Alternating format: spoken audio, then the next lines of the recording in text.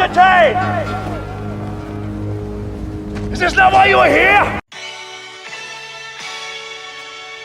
Yeah, I said it.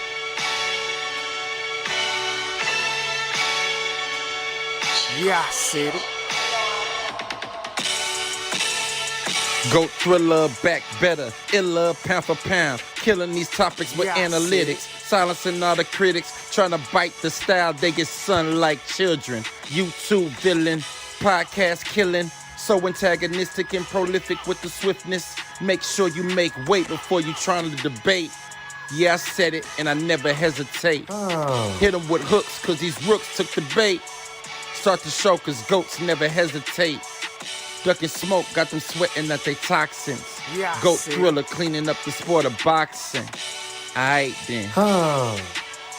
Yeah, I said it.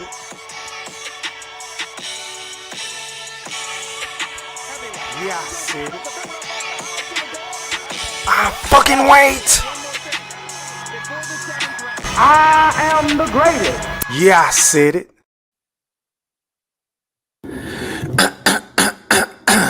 Now, before I get into what I'm about to get into, I just want to make sure that each and every last one of y'all hit that like or dislike button.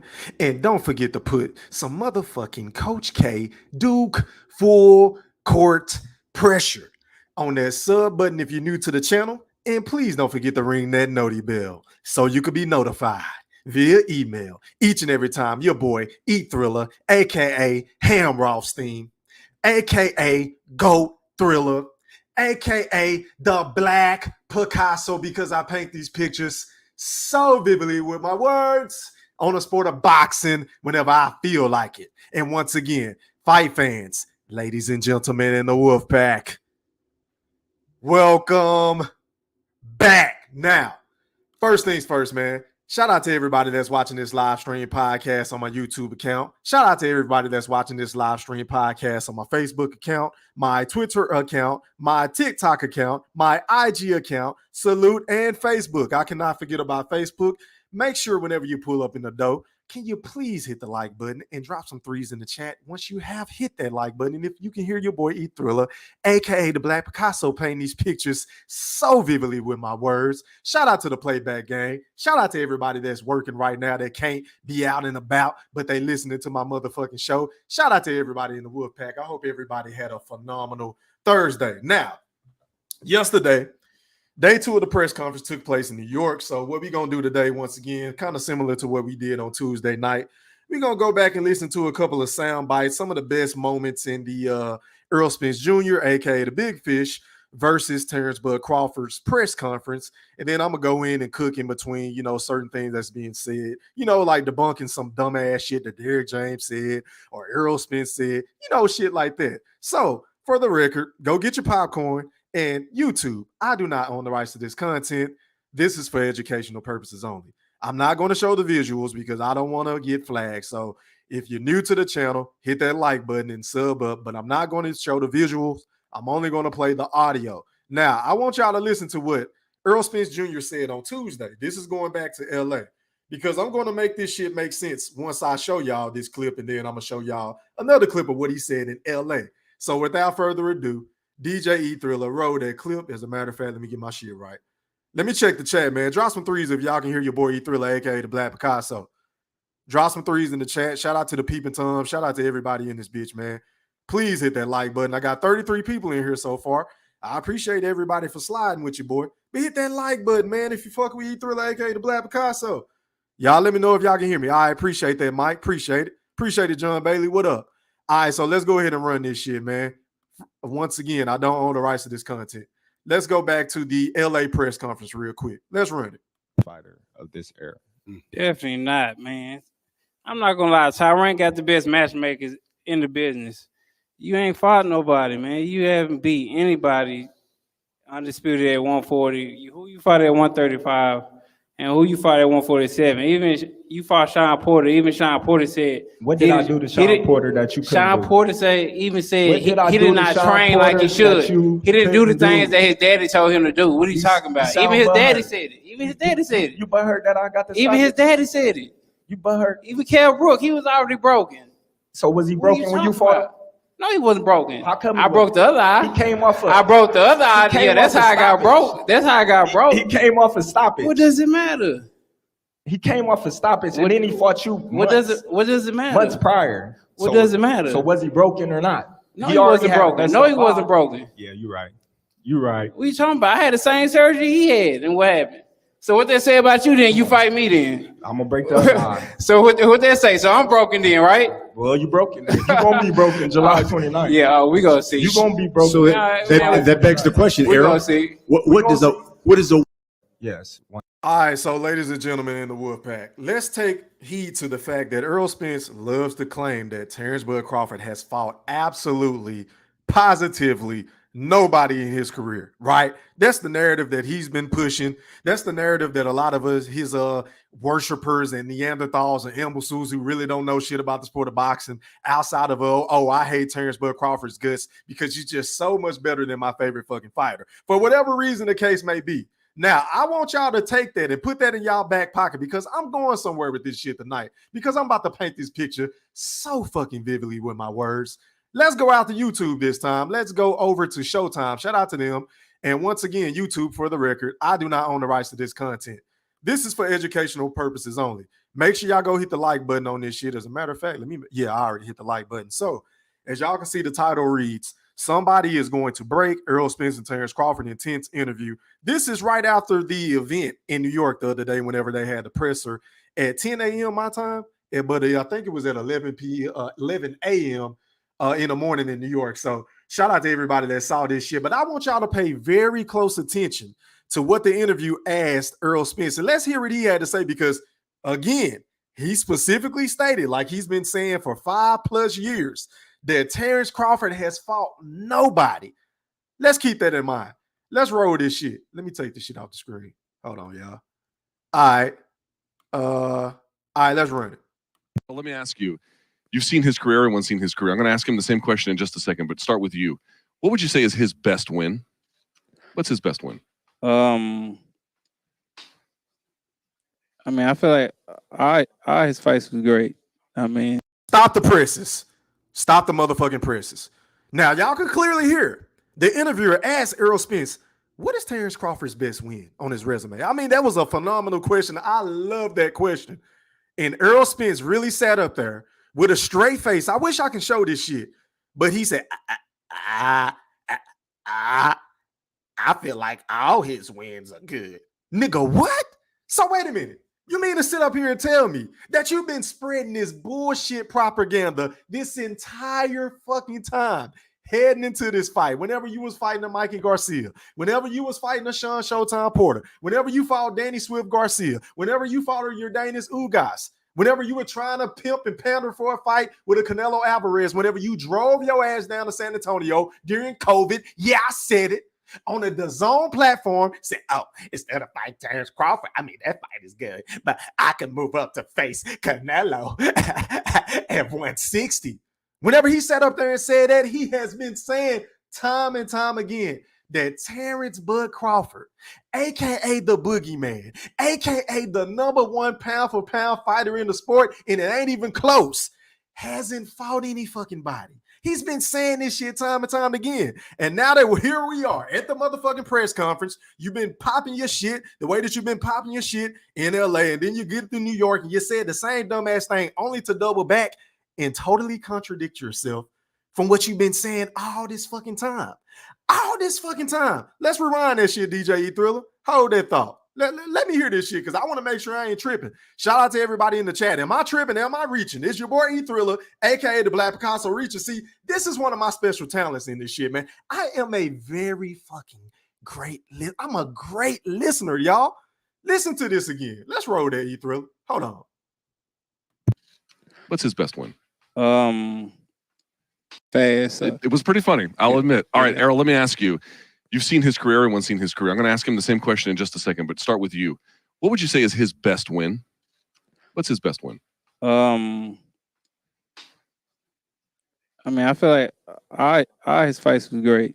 I mean, I've been a fan of Terence Crawford. I'm a fan of boxing too, so I watched everybody. Like people even ask me, "You've been studying him? You've been watching him?" I'm like, I've been watching him. Man, this is totally different than what you've been saying this whole time, bro. I mean, forgive me for being motherfucking nitpicky. Forgive me for calling out the obvious because this shit makes absolutely no sense. I mean, damn, Earl. Well, or have you just been talking shit just to talk shit to give your fucking imbecile of a fan base the dumbest niggas in the sport of boxing I've ever seen in my fucking life? The majority of you niggas with channels and on YouTube and Facebook and Twitter and IG, they be talking about Bud as if, he ain't fought no fucking body. Only for you to double back and completely shit on all the talking points that you've given your fucking fan base for 5 years?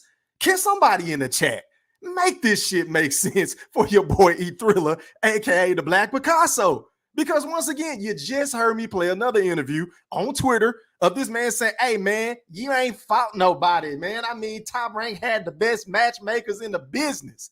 Only to double back not even 24 hours later, whenever he was confronted by the Showtime interviewers, not anybody from ESPN, not anybody from The Zone or Matchroom, not anybody from Top Rank. These are Showtime representatives. And they said, hey, man, Earl, what's Terence Crawford's best win? He sat there and thought about, I think all his fights are good wins. Nigga, what? Shit don't even make fucking sense, man. Let me rewind that for some of you imbeciles because I know a lot of you niggas are going to be in my comment section. A lot of you dumbass niggas are going to be in my community wall saying, oh, E Thriller, he didn't say that shit. Oh, you reaching. Oh, that nigga really ain't fought nobody. Well, let's hear Errol Spence say this shit one more time. Roll that shit, Thriller. I mean, I feel like all his fights was great. I mean, I've been a fan of Terence Crawford. I'm a fan of boxing too. So people, man, yeah, we got to come back with something fast. So. It was pretty funny, I'll admit. All right, Errol, let me ask you. You've seen his career, everyone's seen his career. I'm going to ask him the same question in just a second, but start with you. What would you say is his best win? What's his best win? I mean, I feel like all his fights was great. I mean, I've been a fan of Terence Crawford. I'm a fan of boxing too. So I watched everybody. Like people even ask me, "You've been studying him? You've been watching?" I'm like, I've been watching him. I'm a guy who, sit on the toilet and just, and watch boxing. It's a lot of information. Yeah. I'm a guy who sit and watch boxing or just chilling. I'm watching boxing and I'm just watching different people. That's why I was like, I never had to really watch film on Sean Porter, Danny Garcia because I watched all their fights all the time. So I was already familiar with them and what they do. So I feel like most of all his fights was great fights. And okay, so y'all heard Errol Spence once again. The man doubled down on what he stated. I feel like all of Terence Crawford fights are great fights. So my nigga, is this shit just for show? Is this shit just for clicks and likes and views and to get niggas on your side to basically stall the biggest fight that we've been begging for you to take for 5 fucking years? I'll wait. I will fucking wait. You see, this is why I am hard on Errol Spence because let's be honest, Errol Spence is the type of nigga that's done this time and time again. I mean, how soon can we forget about the 60-40, the 70-30, or the 80-20? Whenever he was interviewed about about that shit from Brian Custer, shout out to him, another Showtime representative. What did Errol Spence say? When did I say that? I was just playing, man. I wouldn't expect nobody to take 80-20, 70-30, or 60-40. Oh, I said that on my girl. When did I say that? Playing stupid and shit. You understand what I'm saying? Errol Spence said that, but I can vividly remember. All you got to do is go watch the best series on YouTube. I dropped parts 1 through 19 on Here's Proof that Errol Spence is ducking Terence Bud Crawford. 19 motherfucking classics of all factual evidence highlighting exactly what the fuck I be saying. Errol Spence said that shit on multiple occasions. Let me double back to what I stated earlier. Hello. Remember, Errol, whenever you drove down there to San Antonio during COVID, pandering for a fight with Canelo, basically on your hands and knees saying, please, Canelo, fight me. Pretty please. I'm so scared of Terence Bud Crawford. I'm trying to cash out and get my fucking shag knocked out the motherfucking roof at AT&T Stadium by fighting you. I know I can't whoop your ass, Canelo, but can you please give me a payday? Pretty please. I got to take care of these horses. I got to take care of my chickens. I got to take care of my cows and shit. My ranch. This is what Errol Spence was doing, right? That's when he said that shit. Oh, well, he got to take a back seat and understand who the big dog. Just go back and fact check me. This shit is well documented. The best series on YouTube. Yeah, I said it. And I didn't stutter. So now that I done got this part out the way, because this is my first point of the night. I don't want to hear none of you niggas coming on my panel no more. Ever saying that Terence Crawford ain't fought nobody, because your guy just stated two times in my Booker T voice that all his fights was good fights. So my nigga, why are you discrediting the Sean Porter fight? Why are you taking away from his victories over a Victor Postal, right? Why are you taking away his victories over a motherfucking Thomas Delorme, a Bradis Prescott, a goddamn Ricky Burns, who you shitted on the other day? You was like, I don't even know who he is. Just to double back and contradict yourself. Errol Spence has to be one of, if not the most contradictory motherfuckers I've ever heard in any sport.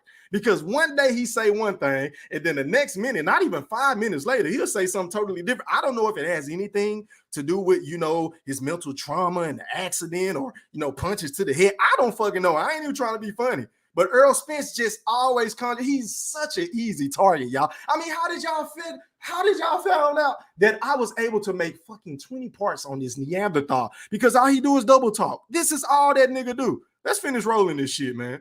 And he showed a lot of, like, even with like Gamboa and all them, he showed a lot of determinations, because you see it for when a fighter get hurt, you see how they react, and he react in a crazy way. So, I don't see any fault in that, because, you get fighters who get hurt and they get timid, they always jumping, or they keep they're more scared and not active as they used to be. But with him, he gets meaner when he get hurt. Terrence, same question. What's his best win? Well, I think his best win is the same as myself. I think both of our best wins is Sean Porter, because I feel as Sean Porter was the most accomplished fighter that we both fought. Given the names that Sean Porter been in the ring with, I believe that Sean Porter was the best win of both of our career. Terrence, you made a comment. The Errol sexuals are not going to allow for you to say that, Terence Bud Crawford, even though it's the truth. I mean, Errol Spence was the one that said, Sean Porter was going to be easy work. He was going the easy route by fighting Sean Porter and knocking him the fuck out. That's what Errol Spence said. Once again, those are not my words. Those are Errol Spence's words verbatim, right? So whenever he didn't make easy work of the nigga he claimed he was going to knock out, that's when he started using Sean Porter as the measuring stick to, let's see how Terence Crawford will look against him. And his fans, instead of pushing a rematch on Errol Spence with Sean Porter, because that was a phenomenal fight. It was a toe-to-toe battle, nip and tuck. That fight could have went either way if that knockdown didn't take place. I'm going to be honest with y'all, man. I had Errol knocking Sean Porter out heading into that fight.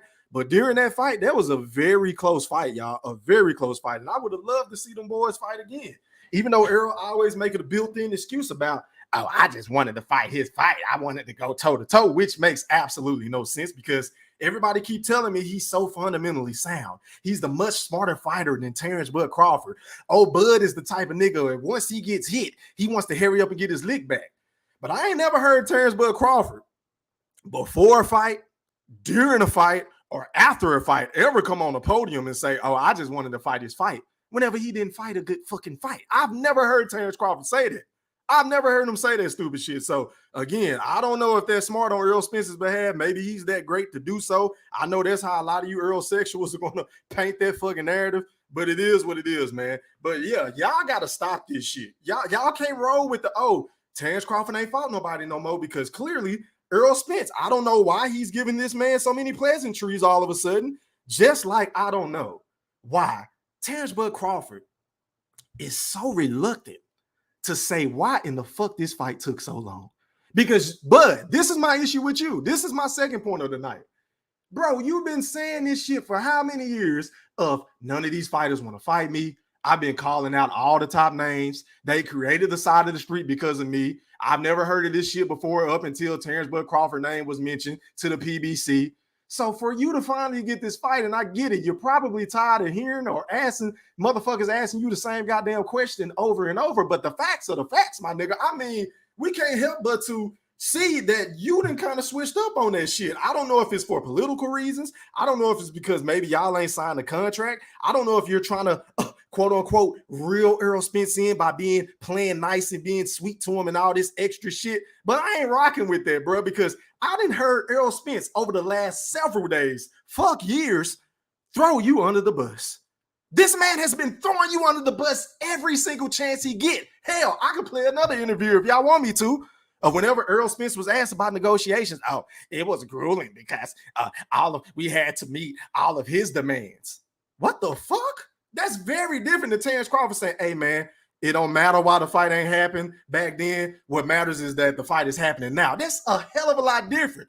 Terence Crawford, I don't like all this being politically correct shit. And I know you're not the guy that has the gift for the gab, and I didn't expect you to go up there and turn into an Adrian Broner or a Keith Thurman or a Floyd Money Mayweather or a Muhammad Ali or a Roy Jones Jr. or a Mike Tyson. I understand that. Neither did I expect for Errol Spence to do that, which is why I don't understand why a lot of you niggas that's been on social media been bitching and moaning about these press conferences because, hello, these niggas don't have much of a personality. We knew this coming into this shit. And I'm going to be honest, I have been very entertained based off of these two individuals' personalities. We know Terence Crawford isn't a nigga that like to do interviews and talk. And we also know Errol Spence is very reserved as well. He only pop his shit whenever you fuck with him. The same can be said about Terence Bud Crawford. We wasn't begging for this fight to see a goddamn press conference because we know all of the action leading up to this fight was going to be nothing compared to what we were going to see the night of the fight.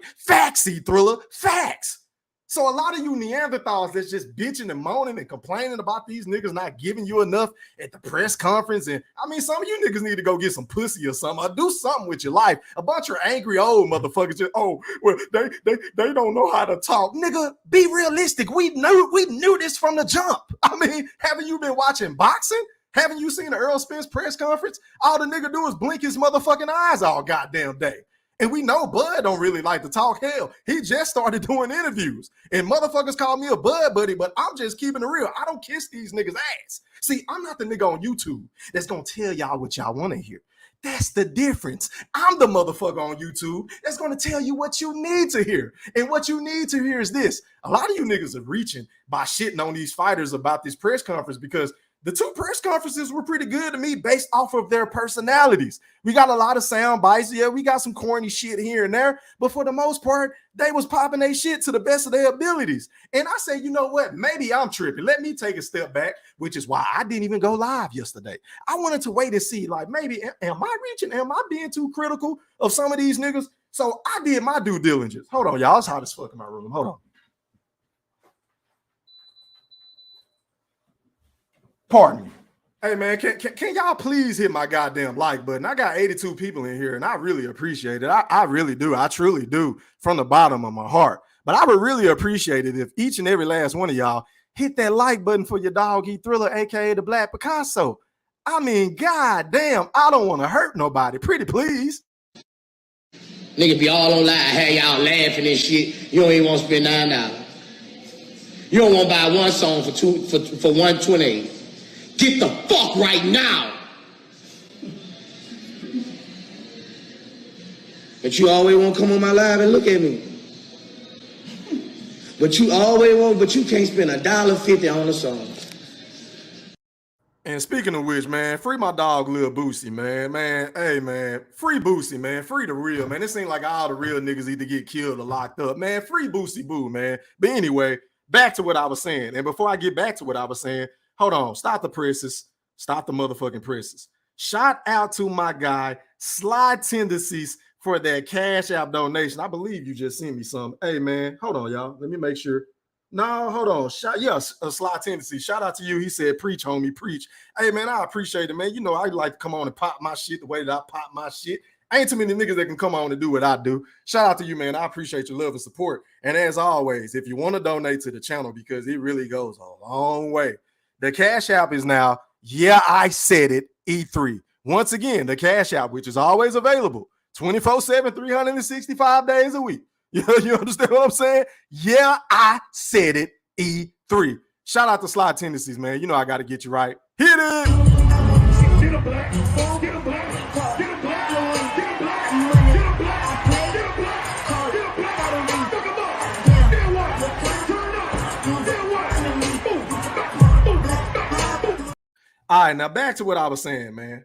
A lot of you niggas that was bitching and moaning about this press conference saying that, oh, these niggas ain't no talkers. Oh, it was boring. Oh, they didn't do this and they should have did that. Get a fucking life. I mean, are you kidding me? If you niggas knew anything about Errol Spence and Terence Bud Crawford, then you would know these niggas weren't going to give us too much of anything at the press conferences any fucking way. We should just be happy that we got the motherfucking fight. At least I am, because I was one of the niggas that said that this fight would never fucking happen because I feel like Errol Spence was ducking. And he confirmed that he was ducking because it was either him or his team or both, all of the above. I don't fucking know who it was. Maybe it was Al Heyman. Maybe it was Tim Smith. Maybe it was Tom Brown. Maybe it was Man Down Promotions. I don't know who it was, but it was clearly obvious to me, your boy Go Thriller, that Errol Spence and his team was ducking. They didn't want this fucking fight. So with all that being said, I did my due diligence just to stay on topic. I went back and watched the biggest fight of the century at the time, in Manny Pacquiao versus Floyd Money Mayweather Jr. Do y'all remember that fight?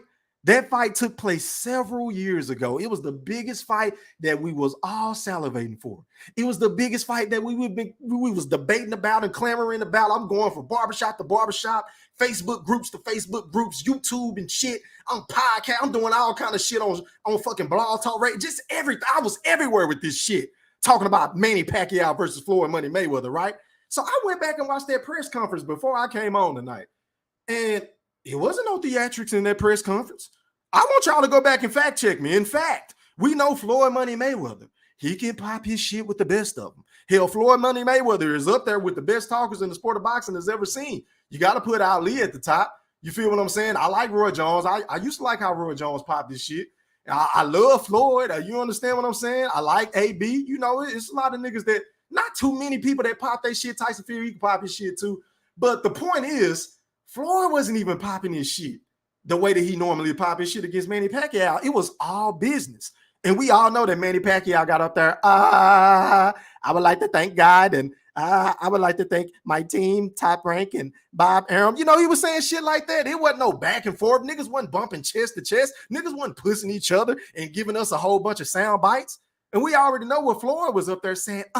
Like I said before, I am TBE, the best ever. Floyd wasn't giving us shit. So again, if I were to compare that press conference to these press conferences over the last couple of days or so, bro, this shit was way better than Mayweather and Pacquiao. Y'all go back and fact check me. I'm just keeping it in a bucket. Y'all know I'm an honorary Flomo. Floyd is my guy, but I'm not a nigga that's gonna cap for these motherfucking fighters and promoters. I'm just gonna call a spade on my channel, right? Facts, Thriller, facts. Go do your research. So once again, to all you niggas complaining, saying that Bud is corny and saying that Earl is corny and saying that, oh, they should have gave us more and they should have did this or they need to be doing that. Shit, it was better than what I expected, to be honest. I mean, a lot of you niggas just nitpicking. I guess y'all just want to nitpick about shit. Hey, man, it is what it is. Everybody's entitled to their opinion. I'm just giving y'all my 2 cents, pardon me, on the situation. So I can't wait for this fucking fight, man. Shout out to Terence Crawford. But let me get back to Errol Spence, because this man said something else that just didn't. Matter of fact, not Errol Spence. Let me go to Derrick James. Make sure y'all hit my like button too. Let me go out to Twitter once again. And I do not own the rights to this content. This is for educational purposes only. Let me find this clip real quick. Hold on, y'all. Let me take this shit off the screen because I don't want to get flagged. I know how YouTube play. So, where is it? All right, so let's listen to Derrick James whenever he was asked about Errol Spence versus Sean Porter and Terence Crawford versus Sean Showtime Porter. Let's hear what the great Derrick James, the trainer of the year, had to say. Oh my God. Now, they kept comparing Spence versus Porter to Crawford versus Porter. Obviously, 2 different eras, 2 different times, years and everything like that. What did you see in that fight from Crawford versus Porter that you guys went like, you know what, we should have done that during that fight against Porter in 2019? Or work on? Well, Porter's father stopped the fight, and then nothing. I didn't even watch the fight. I saw the fight live. Okay, so ladies and gentlemen in the Wolfpack, I'm gonna need somebody once again, man. Oh Lord, to make this make sense, Derrick James just sat up there and said, "Oh, his daddy stopped the fight. Sean Porter daddy stopped the fight. I didn't even watch the fight, but I did watch it live. Nigga, which one is it? Did you watch the fight, Derrick James, or did you not watch the fight?" And the reporters, these niggas in the media, I don't see how they sit there and just listen to this shit without, having a rebuttal. Like, damn, Derrick, you just said that you watched the fight, bro. So did you watch it live or did you not? Because you say that you don't watch boxing. At least that's what you always want to portray whenever you were asked about a fight between Errol Spence Jr. and Terence Crawford, the boogeyman, right? Oh, yes, the boogeyman is back outside. And you love to deflect. You love to say, "Oh, I don't really watch boxing, man. And I don't really care if the fight happened. Just everything just so nonchalant. He don't give a fuck about nothing. He don't watch boxing." My nigga, which one is it, Derrick James? Maybe I'm tripping. Let me read the chat. Let me rewind this shit. Y'all let me know if I'm reaching in the wolf pack. Let me roll that clip again. Now, they kept comparing Spence versus Porter to Crawford versus Porter. Obviously, two different eras, two different times, years, and everything like that. What did you see in that fight from Crawford versus Porter that you guys went like, you know what, we should have done that during that fight against Porter in 2019? Or work on? Well, Porter's father stopped the fight, and then nothing. I didn't even watch the fight. I saw the fight live, and I was watching as a fan of boxing, and so I really haven't even watched it like that. I mean, I really didn't even watch the fight. I was watching the fight live, but I really don't watch boxing. But I did see the fight, nigga. What? Are you fucking kidding me? Please don't make me fart. Pretty please. I mean, some of the biggest Earl sexuals I know that I debate with every motherfucking day, on air and off air. Shout out to my brother in real life, the General Big Fish. Shout out to my other brother, man, the BFB Master Q, aka the Ring Master, aka the A-side in the Wolf Pack. Yeah, I said it because he watched 3 niggas at one time, had them niggas running out the ring and shit like they threw niggas, he was smacking niggas around and shit. It is what it is. Shout out to my nigga Q. But even they won't even try to defend some of the dumbest shit that Derrick James say. I mean, you want to talk about a walking contradiction, which is why I put who is the most delusional motherfucker out of these 3 on my community wall this morning. I put Teofimo Lopez, which is going to be very hard to beat. I think he's leading the pack right now. I put Derrick James up there because Derrick James is the same nigga that sat up there and said on Tuesday that, Teofimo already was 2 times undisputed in 2 different weight classes. Nigga, what? Nigga, what earth are you living on? And then Errol Spence, I done already showed y'all time and time again how many times this nigga done contradicted himself talking about Terence Crawford or hell, anything in the sport of boxing. He is a flaming fucking hypocrite. Yeah, I said it, and I didn't stutter. But stop the presses, man. Stop the motherfucking presses. I just got another notification, which is always phenomenal. It just makes my heart warm. Shout out to my dog, Mr. IOTBA, Mr. 214, Mr. Undeniable, Mr. These boys can't fuck with me. On my worst day. I mean, because y'all know how I'm coming. Hold up. Y'all know how I've been coming. Hold up. And y'all know how I'm going to continue to come. Shout out to my dog for sending me a Cash App donation. He said for the cook. Hey, man, I appreciate it. And y'all already know. I got to get you right, man. Here it is. Get a black, get a black, get a black, get a black, get a black, get a black, get a black, fuck him up. Then what? Turn up. Then what? Yeah, man. Shout out to IOTBA, man, once again, man. Now back to what the fuck I was saying. Derrick James, you got to stop this shit, bro. I mean, it's one thing to, take up for your guy, and I get it. Errol Spence is your fighter. Errol Spence has brought you to the pinnacle as a trainer in the sport of boxing. Errol Spence is the creme de la creme in your stable. I understand it. But my nigga, you got to start making sense, bro. I mean, alcohol is a hell of a drug. And y'all know I normally don't talk about this type of shit on my channel. But I'm starting to think that Derrick James is a bit inebriated more often than not is what I'm trying to say. Like some of the shit he be saying, I'm like, yo, he can't really be this goddamn dumb. He can't be this dumb. He can't be this dumb, and he think we gonna sit up here and ride with this shit. But guess what? I bet you it's gonna be a lot of niggas that give Derrick James a pass for saying this stupid ass shit. Just like they gave him a pass for saying that, oh, Derrick James, he said, oh, we did 750K with Sean Porter and Errol Spence. Nigga, what? Eric James is always manipulating numbers and narratives, and oh, Terence Crawford only sold this amount when he really didn't sell that amount. Oh, Errol Spence sold this amount when, nigga, he didn't sell close to that. Like, Derrick James be all over the place. So that's why half the time, I don't even like listening to Derrick James. I didn't want to hear shit he had to say at the press conference, but shout out to him because he did kind of jump the shit off whenever he mentioned that whole Femos situation. That's when Bud went back at him, and then that's when Errol had a Brimley moment. Shout out to my dog. Is that Stephen Brimley?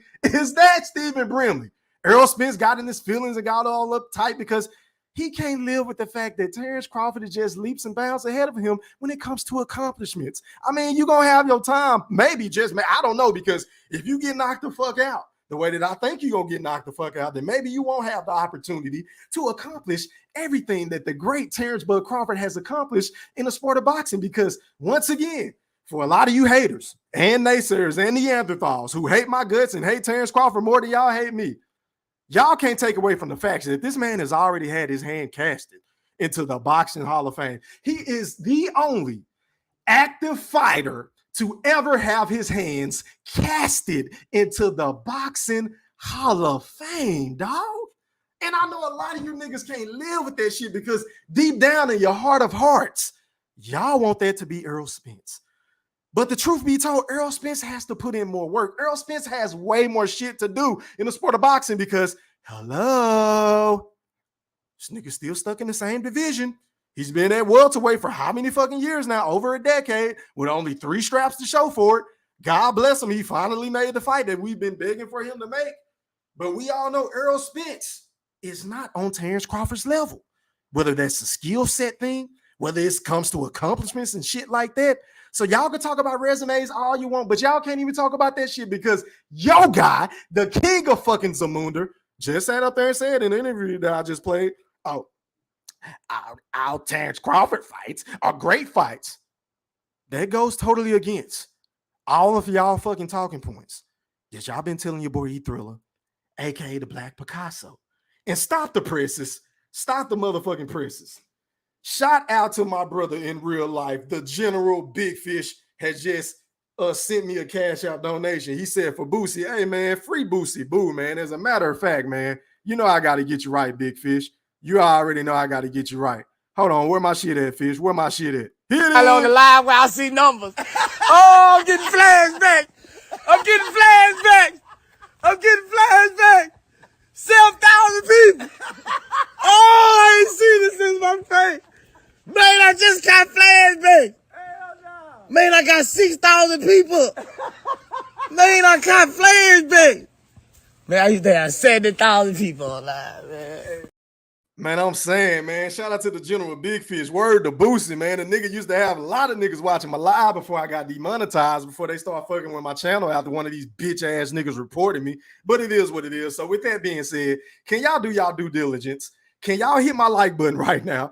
Because I got 107 people watching me right now with 74 likes. That means I got over 30 to 40 niggas just in this bitch soaking up game, in this bitch biting, stealing my thumbnails, stealing my catchphrases, stealing all kind of shit, stealing our lingo. Shout out to everybody in this bitch biting and hating. Shout out to you hoe ass niggas. You over here anyway, you might as well hit the like button. Can you show your boy E-Thriller, aka Go Thriller, some fucking respect by hitting my goddamn like button? I know you hate my guts, but can't none of y'all niggas fuck with me. It is what it is. The proof is in the pudding. But anyway, back to what the fuck I was saying. But Errol Spence and Derrick, y'all got to stop all this hating, man, and moving the goalposts and saying one thing one day and then the next day you say something else. And Terence Crawford, goddamn it, I got to get on you again too, because I don't want to hear you say, "Oh, well, it doesn't matter that the fight is being made now." No, that ain't what you been saying, bruh.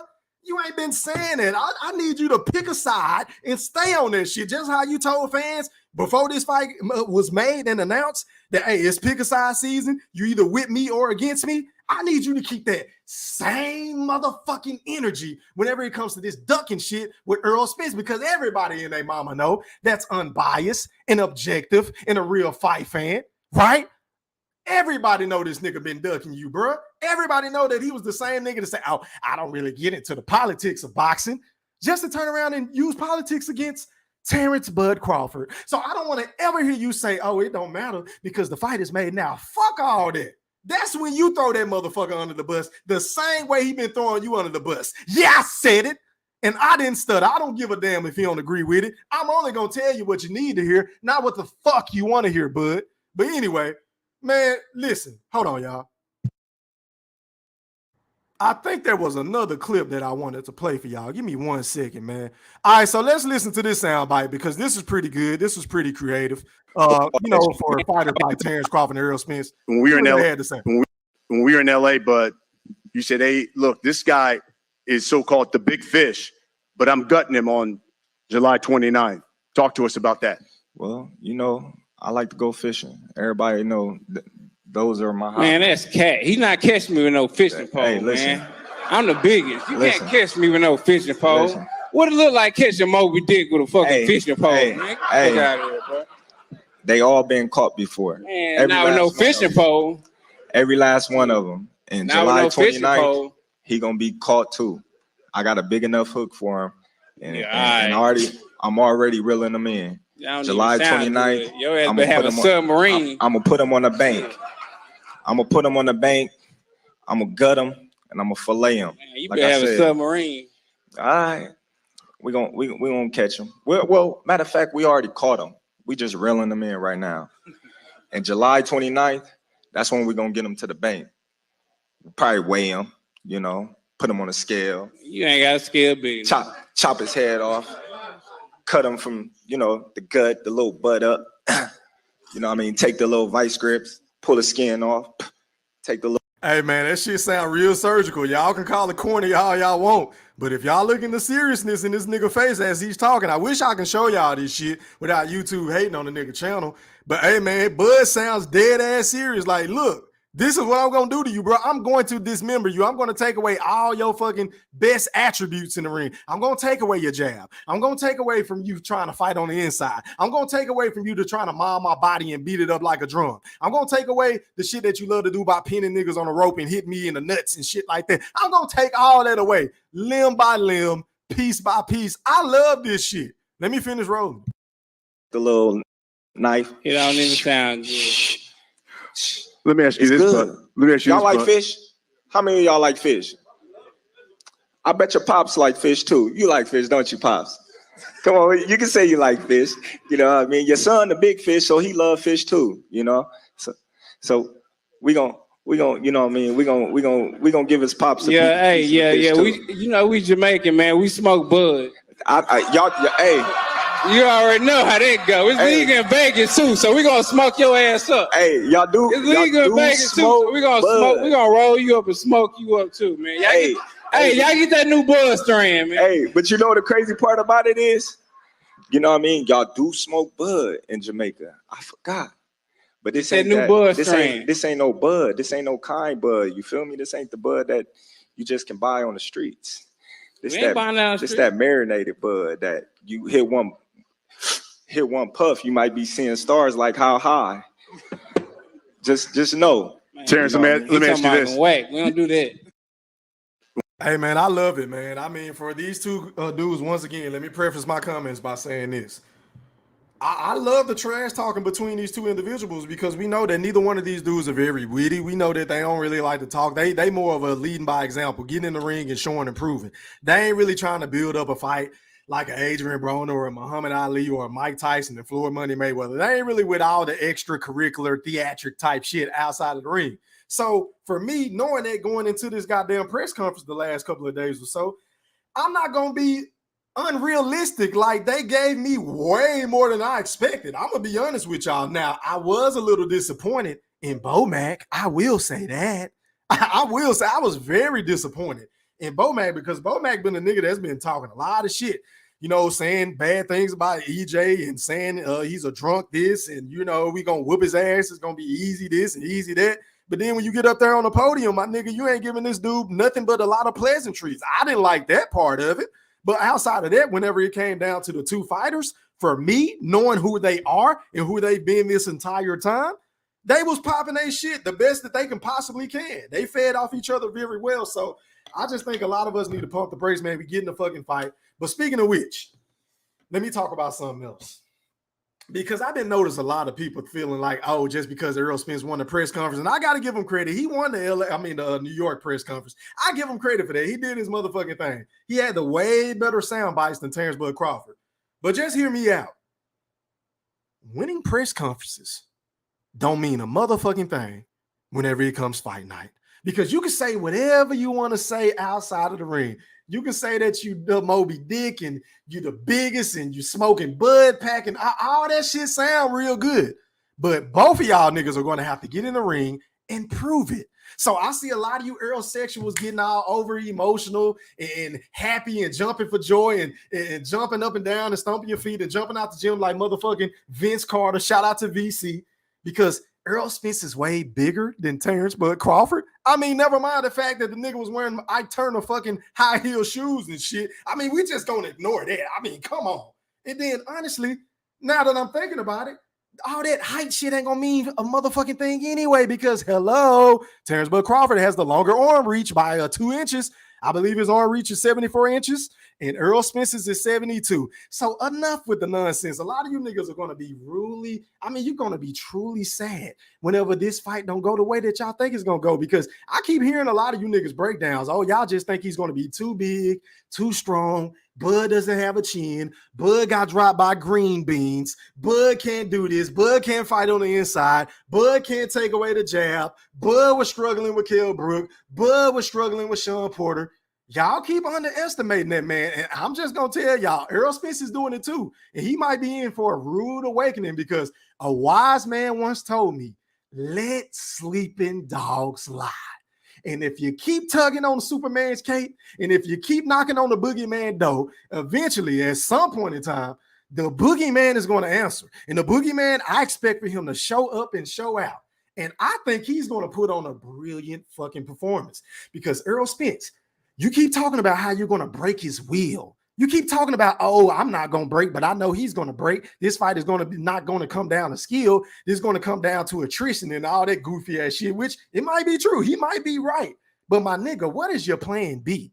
What if you can't break down the spirit, the emotional, what do you say, the emotional spirit and spiritually and physically and mentally of Terence Crawford? What if you can't do none of that, bro? What are you going to rely upon? Because I haven't heard you say anything about skills. I haven't. I will fucking wait.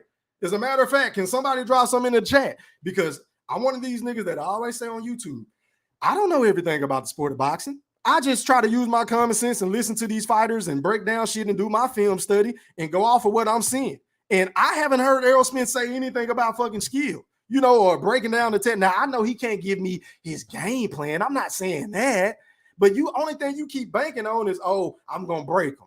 Oh, I'm going to break his will. I'm going to do this. And then whenever Bud say, hey, this ain't going to be no easy work. This ain't going to be no easy work. Oh, I'm not naive. I know that. So nigga. So all this, it's going to be a one-sided ass whooping, a lopsided matchup and all this goofy ass shit. Deep down. See, you know what? This shit, I think I just need to sum it up best this way, because I think this is just sports and entertainment in my Floyd Money Mayweather voice. Floyd always said that, bro, this is entertainment for Errol Spence. I don't believe he truly believes all this shit that he's saying, because he know deep down Bud is a dog, and it's gonna take a lot for you to break this nigga down to the point where he say he don't want to fight no more or to get a stoppage. I mean, you could possibly clip him. Anything can happen in the sport of boxing. You might catch him with a shot he don't see. That can happen to anybody. Hell, I can walk in my son's room and he can catch me with a check hook in the nose and knock me the fuck out. And he only won. I mean, shit happens, right? In the sport of boxing. It is what it is. But my nigga, you gonna have to come up with something better. And Derrick James running around here say, oh, the switch hit, none of that shit matters, man. Oh, man. And nothing matters to Derrick James. Have y'all noticed that? Nothing ever matters to Derrick. He just, oh, man, I don't care. I don't want to talk about that, man. Oh, Marvin Hagler, he was a switch hitter, and none of that shit matter either. Pernell Whitaker, oh, man, none of that matters when you're going up against legitimate southpaw like Errol Spence. None of that shit matters. This is the goofy shit that Derrick James say. I mean, are you fucking kidding me? Are you kidding me? Shit don't make no fucking sense what you be saying, bro. And I'm getting so sick and tired of these goddamn interviewers sitting up there and listening to this shit like, well, wait a minute.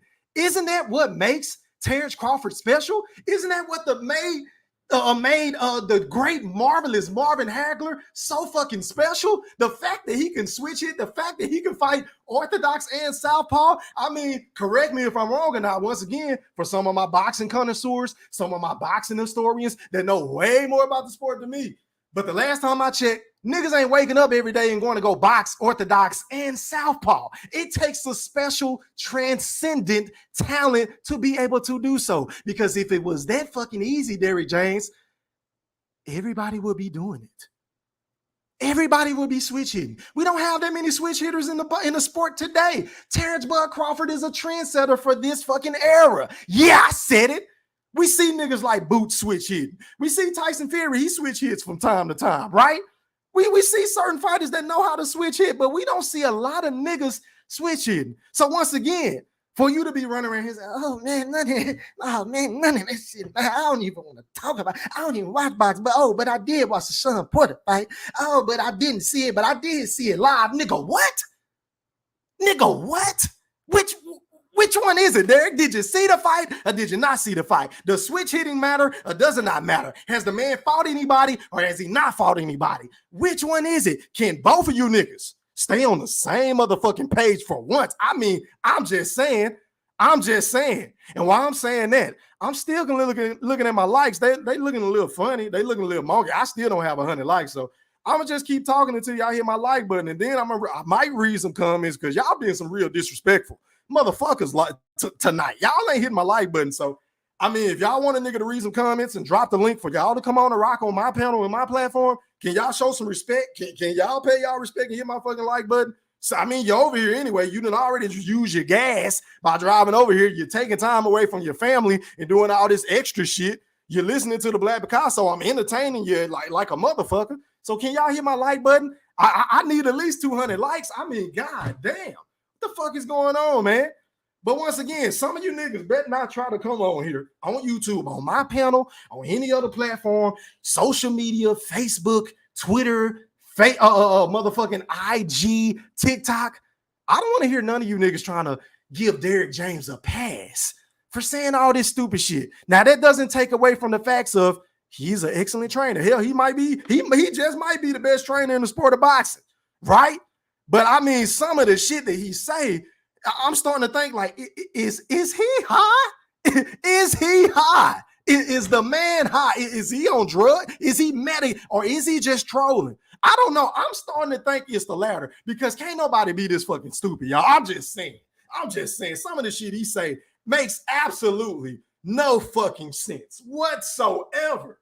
It really doesn't. But guess what? I bet a lot of you motherfucking Errol-sexuals are going to still protect that man and say he's right. I bet you. I'm willing to put money on it. A lot of you dumbass niggas love Errol Spence and Derrick James to no end, to the point to where y'all going to protect whatever they say, whether y'all know it's right or wrong. Y'all don't give a fuck about none of that because your hate for Terence Crawford runs that fucking deep.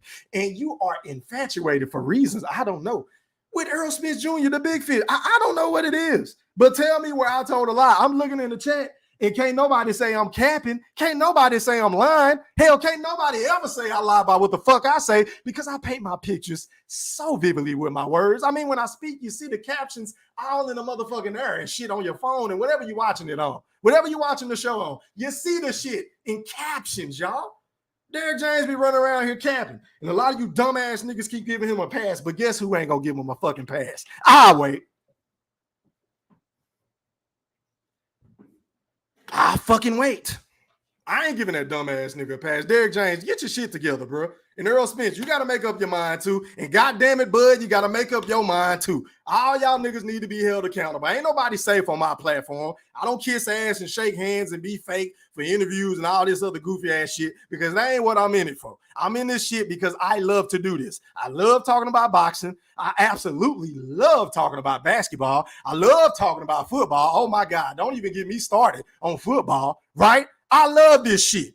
So I'm not doing this shit for a certain incentive or anything like that. I do this shit because I want to do it. And I'm going to do this for the people. I am for y'all. That is the difference between me and them. I am for the people. I am a man of the people. I'm gonna tell y'all niggas what y'all need to hear, not what y'all want to hear. And that's one of the reasons why I'm one of the most hated motherfuckers on this bitch. But I don't give a fuck.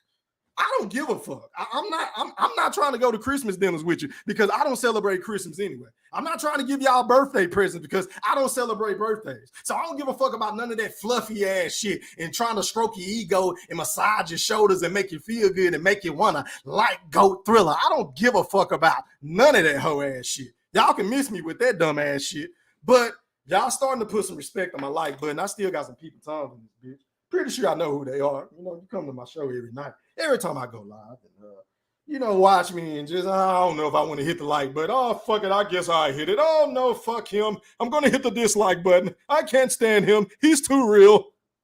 Fuck E-Thriller in the wolf pack. Yeah, I know y'all niggas in this bitch. But anyway, man. So that's basically what I got to say tonight. I enjoyed the 2 press conferences based off of the personalities. They gave me way more than I expected. I'm not going to bitch and moan about it, but I just want y'all niggas to keep the same motherfucking energy because all you Errol sexuals been talking all this shit over the last couple of days about this man being way bigger than Bud. He don't need no tune-ups. He did everything he said he was going to do. It's strap season E-Thriller and not cap season E-Thriller.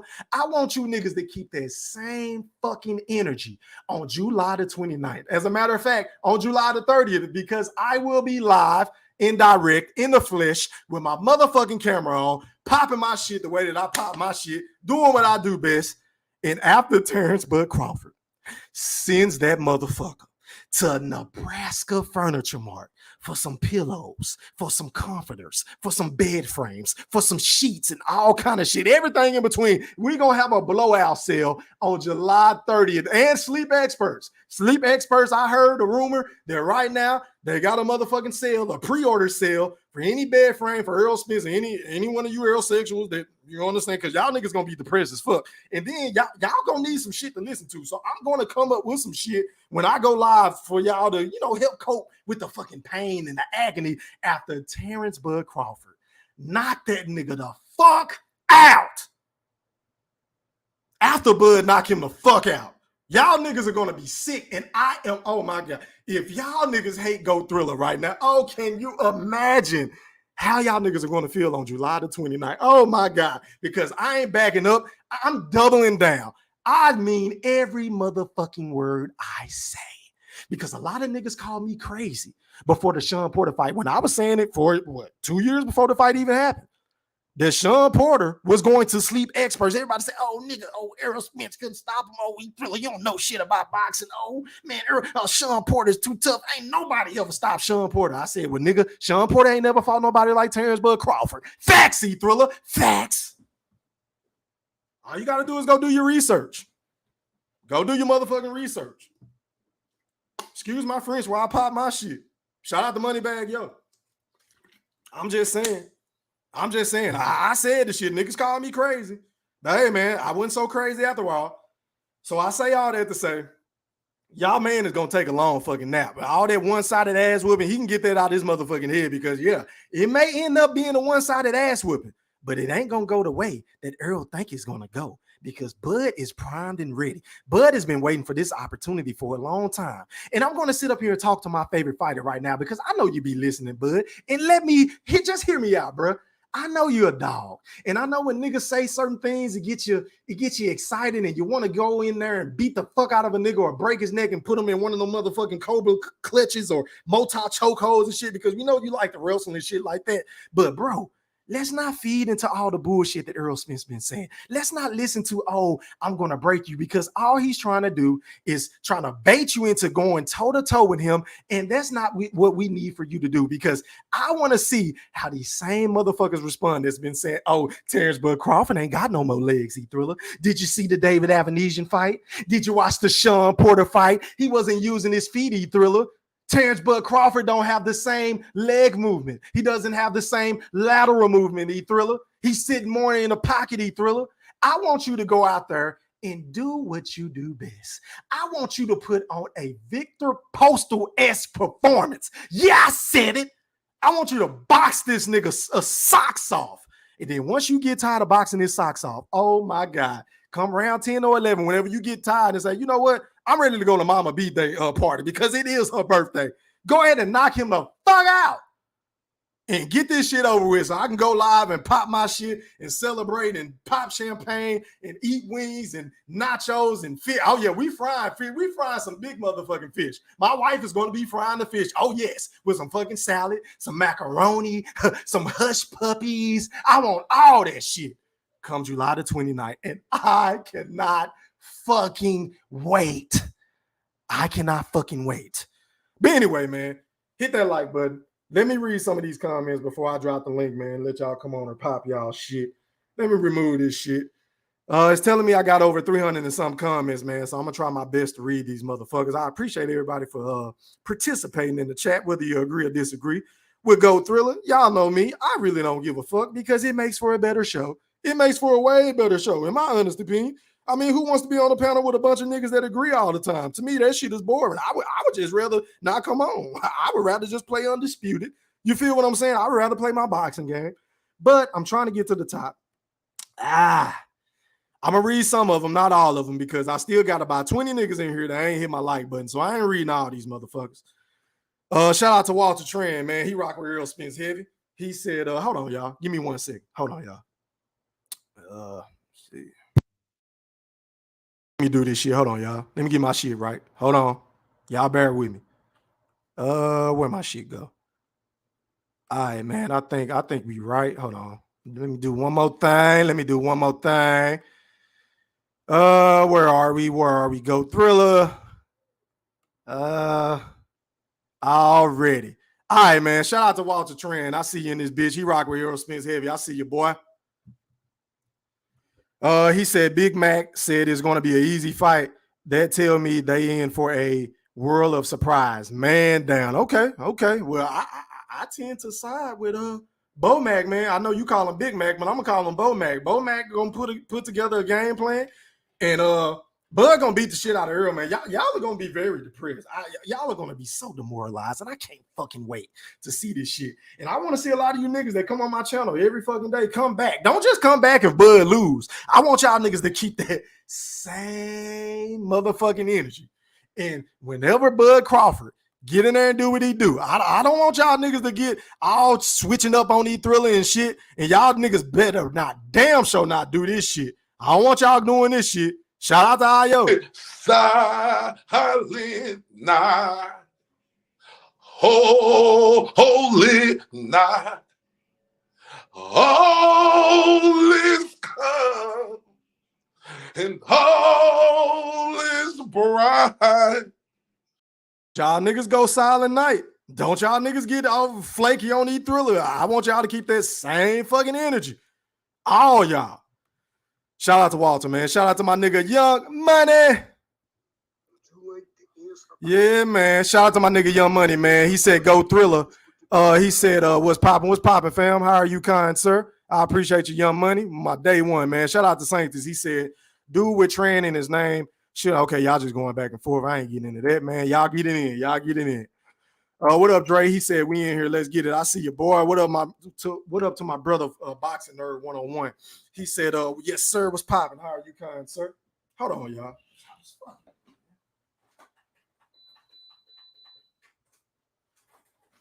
Yeah, it's hot as hell. I'm sweating this bitch like Mike Irvin, man. But anyway, what up to D Young? What up to my boy D Young? I see you, boy. What up, Darnell? I see you. What's popping? What's happening? Yeah, man. Peace to the Woodpack. What up, AJ? I see you. What up, Moolah? What up? Is that Stephen Brimley? Shout out to my brother Stephen Brimley, man. What up, Mike? I see you. He said, yo, Picasso. Salute from Garland, Texas, man. Shout out to my niggas from Garland, man. What's popping, man? Texas, we in this bitch, man. What's shaking? What's happening? What up, Smitty Boxing? What's popping? I see you. Who haven't I got, man? He said, yo, Picasso, what is your thoughts on Andrade and Charlo FaceTiming each other? I saw the link on Twitter before I went live, but I didn't have a chance to listen to it. So I'm going to go back and listen to it after the show, bro. And then I'll double back one of these days this week and give my honest opinion on it. But I love the fight. I think both guys need the fight. Both of these guys have been very inactive in their career. And I think it's a great fight for the sport of boxing. That should have happened a long fucking time ago, if you ask me. I welcome that fight. And I really don't know who I would pick in that fight. I don't know yet, bro. That's a hell of a fight. I will say this, though. That's a 50-50 fight. That's a 50-50 fight. That's a fight. Al Heyman, can you make that fight? Because I think Andrade is with the PBC now, if I'm not mistaken, right? Somebody drop something in the chat. I think he's with the PBC now. So I don't see why that fight won't happen. Or why it can't happen, rather. Stop the presses. Stop the motherfucking presses. Shout out to my dog, man. This is Rob, man, for that Cash App donation. I appreciate your love and support. And y'all already know, I got to get you right, fam. Hit it. Get a black, get a black, get a black, get a black, get a black, get a black, get a black, fuck 'em up. Then what? Turn up. Then what? Yeah, man, but that's a hell of a fight, man. Excellent question, bro. Matter of fact, let me like that comment. Yeah, man, I love talking about other shit other than Errol Spence and Terence Crawford all the time. Contrary to what some people may or may not believe, I got to do a show on that shit. I'm going to go back and watch it, though, bro. As a matter of fact, if you can, I think I know where I can find it. That's a bit. Appreciate it, bro. What up to John Bailey? I see you. Shout out to my brother in real life. The General Big Fish is in the building. He said, what up, E-Thriller? What's popping? How are you, kind sir? What up to Dank Found 554? I ain't never seen you in this bitch, bro. I appreciate you for pulling up. He said, sub, bro, what's popping? Make sure you sub up to the channel, man, and sub up to my new channel. The link is pinned at the top. The link is definitely at the top, man. Yeah, man, I appreciate that. What up, Crunch Time TV? Where you been at, boy? What's popping? It's one of my day ones. Where you been at, boy? Shaking. Hope all is well, my guy. Sancta said, yeah, I said it. Fucking right. Yeah. What up, AJ? He said, how EJ don't understand that he also fought a damaged Brook is big cap. I agree.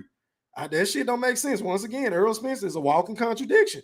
But, you know, the Errol sexuals and all these dumbass content creators are going to clip his toenails and give him a pass for saying some dumb shit that they know is not factual. But that's what they do for Cash App, Super Chats. You understand what I'm saying? It's a lot of fake motherfuckers on this bitch. And they the niggas that get all the money and the views and likes and shit like that. But the real niggas such as myself, like E-Thriller, Goat Thriller, a.k.a. the Black Picasso, you know, we get shitted on. But it comes with the territory. Shout out to you, man.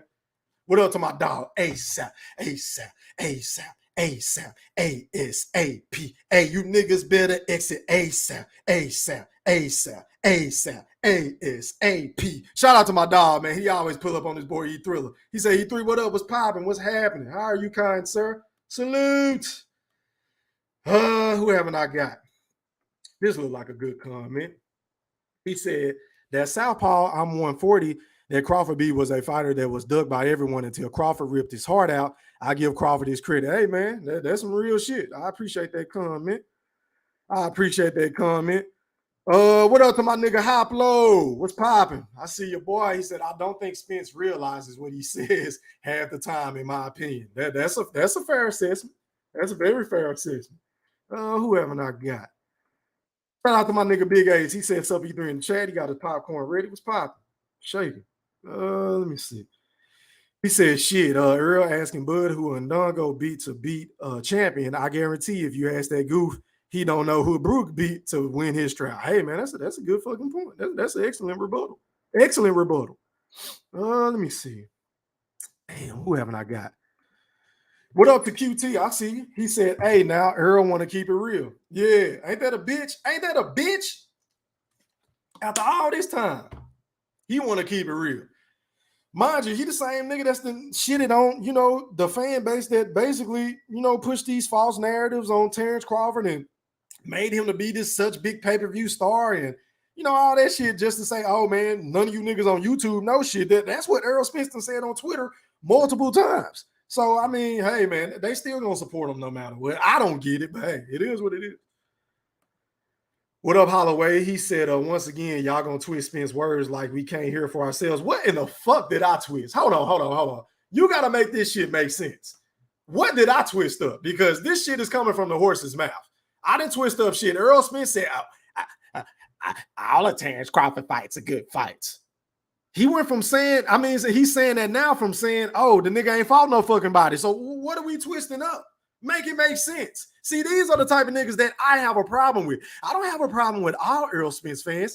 Hell, I don't even have a problem with all of you Errol sexuals. It's just the niggas like this nigga right here that make excuses even when they know the fucking truth. It don't matter how vividly I paint these shit. Niggas just gonna find something to disagree with. I mean, you can't fix this shit, man. You can't fix it. Let me see. Who haven't I got? Who haven't I got? Shout out to my dog Slot Tendencies for that cash out once again, my brother. I appreciate it. All right, man. Let me do this. Hold on, y'all. Let me check on my likes. My likes still not adding up. I'm missing 10 likes. Give me 10 more likes, and I'm gonna drop the link and let y'all come on and rock. I need 10 more likes, and I'm gonna drop the link and let y'all come on and rock. Get them likes up to 137. I got 137 people in this bitch with less likes. Get them likes up, and I'll drop the link. Till then, let me read some of these comments. What up to Darius Ewan? He said all facts. Hey man, I appreciate it, my brother. I mean, try telling that to Holloway 91. He making it seem like I'm lying. I mean, I don't get it, bro. I don't get it. Shout out to you though. Yeah, man. Shout out to Ayo. Let me see. Shout out to Darius. I see you in this bitch rolling. So okay, so it looks like I'm doing my job. What up? This is Rob. I appreciate that cash out once again, my brother. Goes a long way.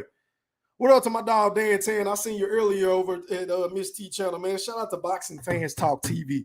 Make sure y'all go sub up to Miss T channel, man. I posted a channel in my community wall. Can we get the queen up to 1,000? Can we get her up to 1,000 subs? I mean, what the fuck? She go live like every day or every other day. She be popping that real shit. I ain't really heard no woman talk sports like this. Like Miss T be on her shit. So do me a favor. Go show Miss T some love. She got a new shirt or something that she's still into. Y'all click on that link and support her, man. Shout out to Boxing Fans Talk TV. Shout out to the queen of this boxing talk shit, man.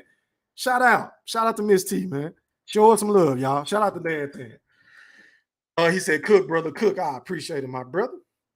Let me check on these likes again. Yeah, I'm still missing my likes, but it's all good. I ain't dropping the link until y'all get my fucking likes up. Y'all got to pay some respects. Y'all got to pay homage, man. God damn. Hold on, y'all. Who haven't I got? Hold on, y'all. Give me 1 second.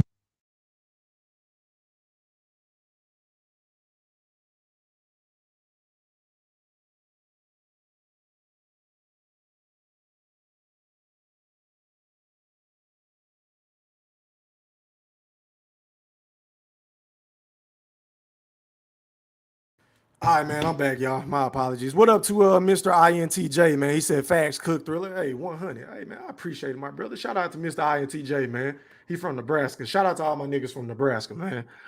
He said he grabbed his belt like Jeff Horn. EJ got more respect than I never heard. Now D. James said Bud dangerous now. But, you know, the same can be said because Bomac been showing a lot of respect to Errol Spence, too. So, you know, that's kind of a mute point, bro. I'm going to be honest. That's a mute point. Because I expected Bomac to be very disrespectful.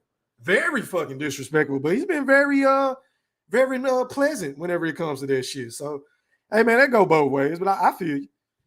Haplo said May and Pac conference was worse. Hey man, I'm saying I don't know what everybody's so mad about. They gave me way more than I expected. That's just my opinion though. Go back and watch that Mayweather-Pacquiao shit. That shit was trash. I expected way more from Mayweather, but he wasn't. You know, he was real calm and focused. It is what it is, man. That was the fight of the century. What up, Lyric Studio? He said, yep, they were super respectful. They knew it was about the work. Yeah, bro. So I don't know why everybody mad at Earl and Bud about, you know, what was said or wasn't said. You know, they ain't no trash talkers anyway. So I just think niggas being unrealistic and they just want something to bitch them on about. Niggas need to go get some pussy or something. Something. Nigga, go do something. Because you feel what I'm saying? Y'all niggas ain't being realistic. What up, Juice Lee? He said, salute was popping. How are you, kind sir? Let me check on my likes, man. All right, man. So let me go ahead and do this. Let me go over the panel etiquette rules before I drop this link and let y'all come on and rock. Where my shit at? Where my shit at? All right, man. Panel etiquette. Rule number 1. Please cut your camera on so I can authenticate you just to make sure.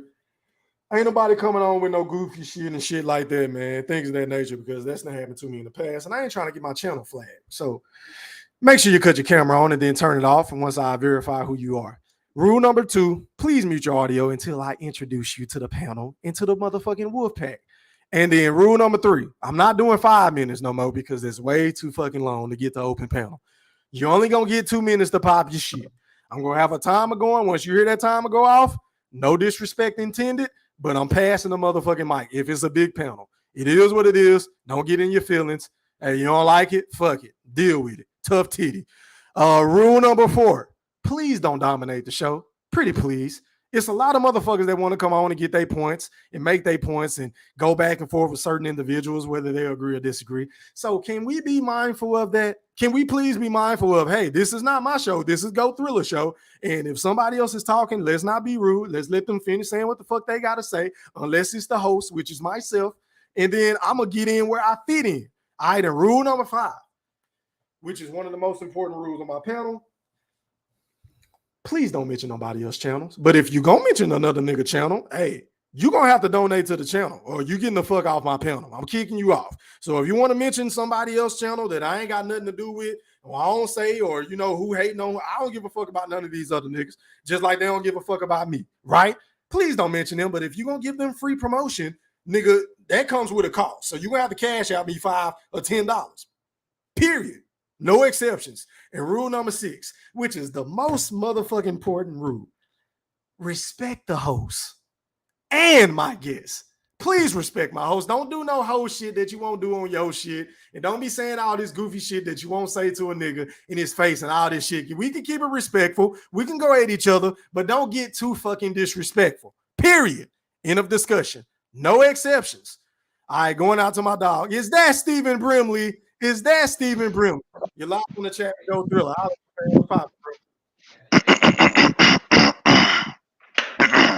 Let me speak, please.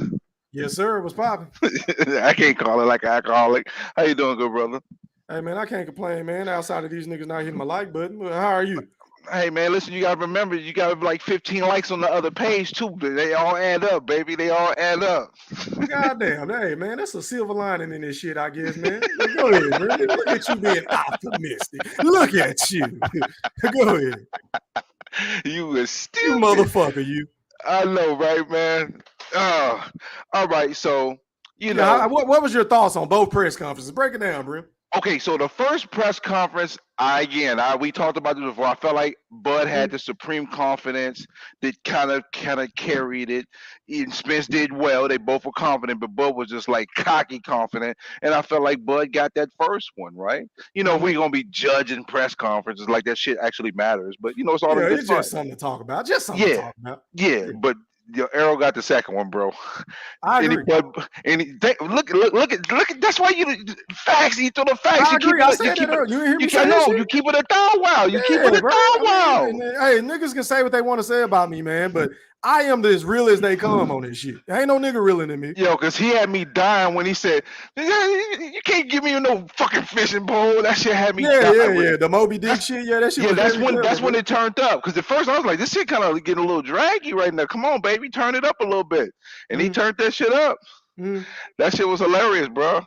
You know, but Bud was trying to get surgical with his, you know, how he's gonna gut him and shit.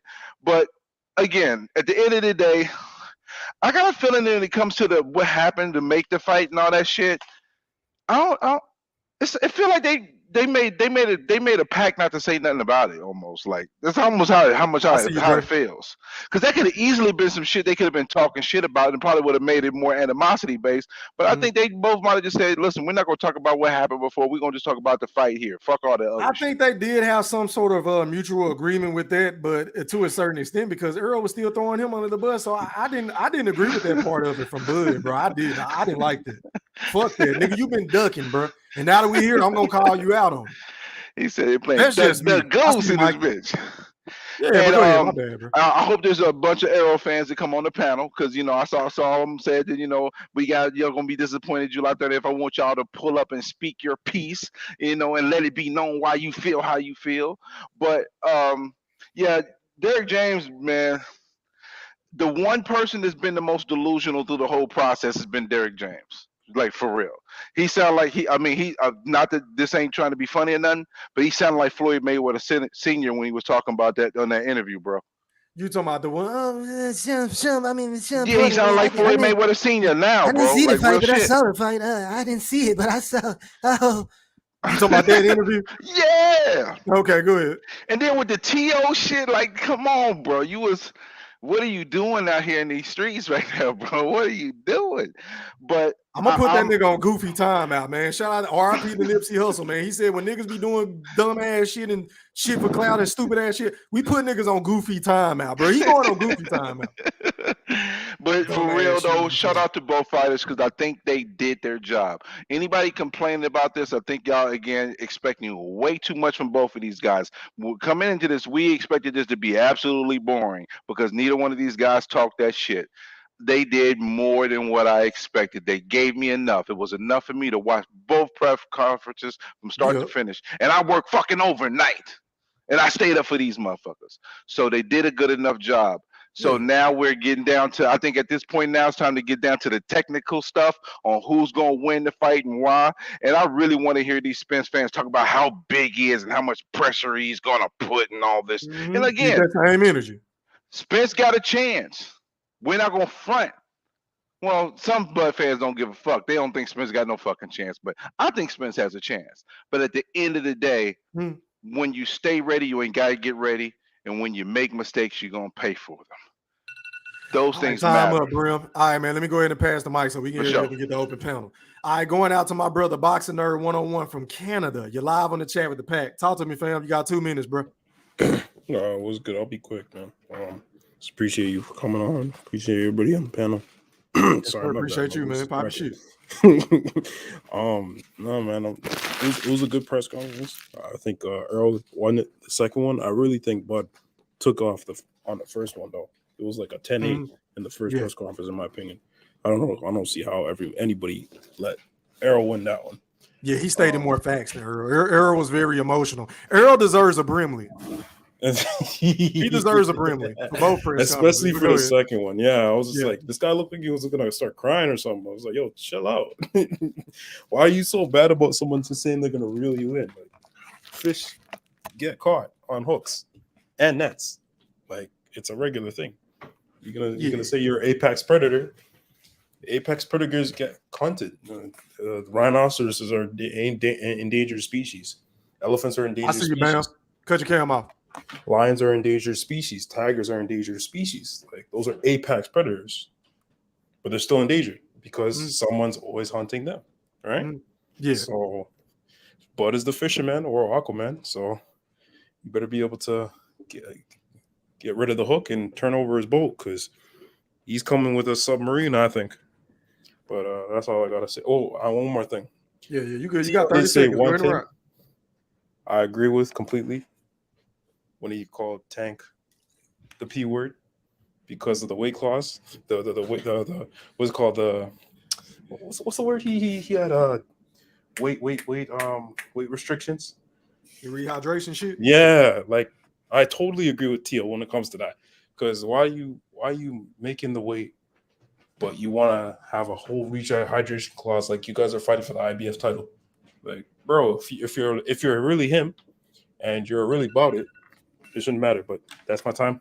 Appreciate it. Man, that's your time, Boxing Nerd. All right, man. Let me pass the mic to Dre. You live on the chat with the pad. Talk to me, bro. What's popping, man? Chilling, man, chilling. The press conferences, they were all right, man.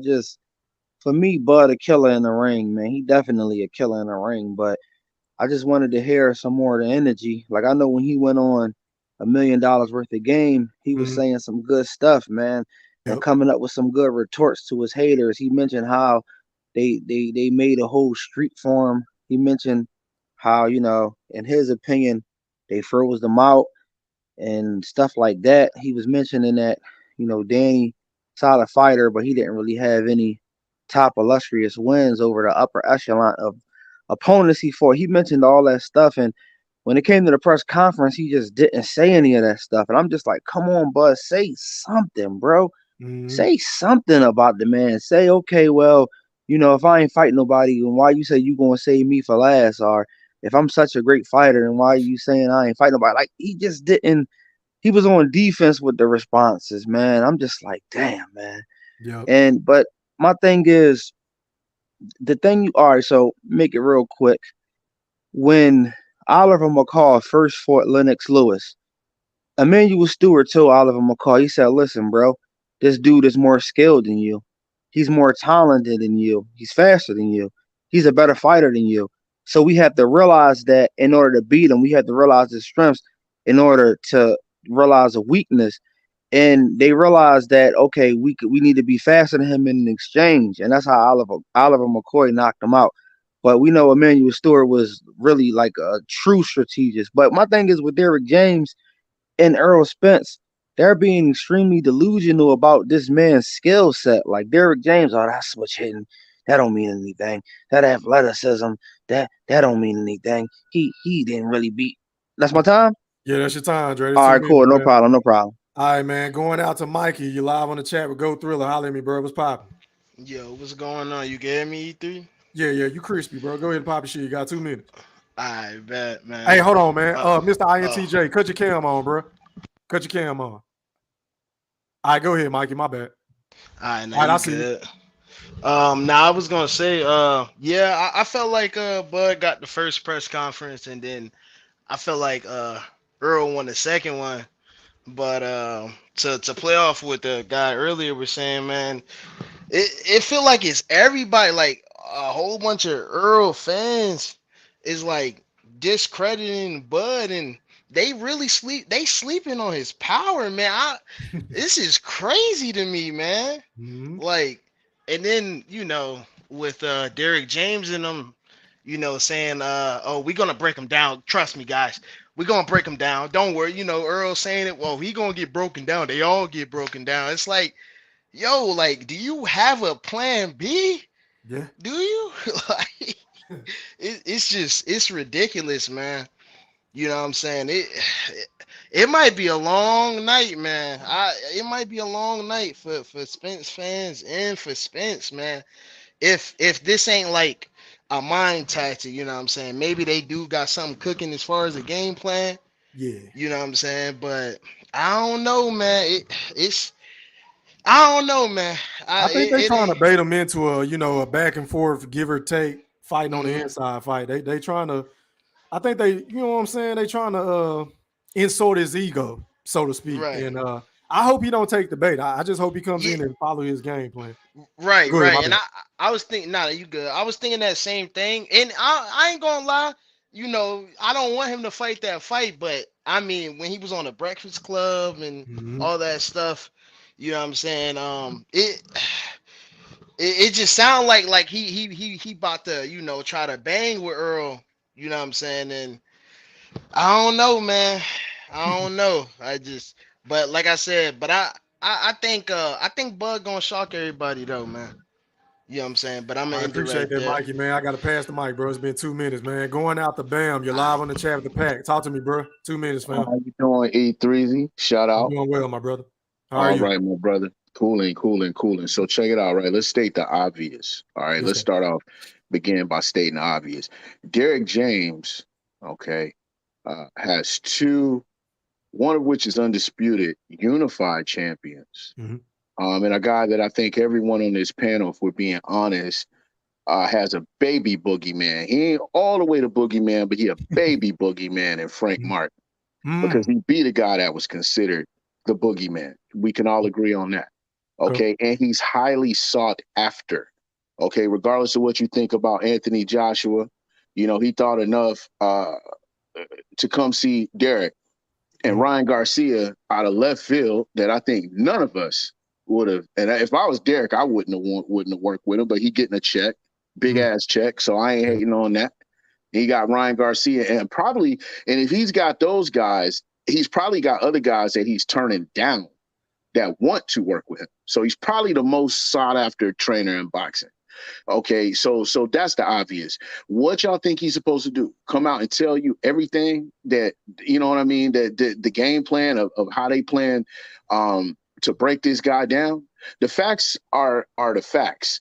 And the fact of the matter is it's going to be an uphill battle if his plan is to win a decision against Bud Crawford. I think we all can agree with that. That being said, I think we all can agree that Bud Crawford is going to have to take some chances to do what he's selling. Now, I'm not going to even say his fans. That's goofy shit. Just what he's selling to the public on what it is that he's going to do to Errol Spence. Now, lastly, as far as the press conference goes, man, neither one of these brothers is going to get the Toastmaster award. Neither of them are going to be mixed up with the fucking poet laureate. Neither one of these brothers took intro to public speaking 101. Right. in Right. college. So y'all gotta cut all that bullshit. It ain't that serious. Honestly, you could tell that these brothers, there's a lot more that they really want to say, but they probably both agree. Like, listen, we some niggas, dog. Don't go there, bro. Don't come with the bullshit. You keep your respect. We need to sell this fight. I get all that, but watch your mouth, bro. And I think Gotcha. that came from both sides. You know what I'm saying?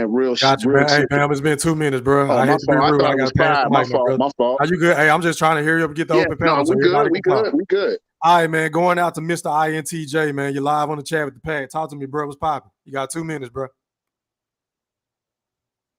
Mr. INTJ, unmute your audio. My mic. My bad. Can you hear me now? There you go. Yes, sir. Yes, sir. How are you? Pretty good yourself. Shout out to Thriller and people on the cast. Pretty much the press conference, I was a little disappointed in Bomac not keeping the same energy. Mm-hmm. But one thing I will say, people not really noticing the underlying BS that Derrick James is doing. Kenny Porter did the same thing. What we have to realize is, from a bigger standpoint, Bud can put Derrick James out of business. He retired Kenny Porter. Kenny Porter been going getting like supplement training in the other camps now because pretty much Porter's done. So I'm just being honest. People don't point that out. Or Derrick James, Bud is not nothing. Well, you got to realize this. If Bud smashed both of your fighters, do you really deserve training of the year? I mean, let's be honest about that. Then not only that, like I say, if Bud beats Charlo and EJ, Derrick James, he better pray that Joshua don't have to see Wild. Or, like I say, his stables nigga real small. We already know Ryan Garcia is shaky.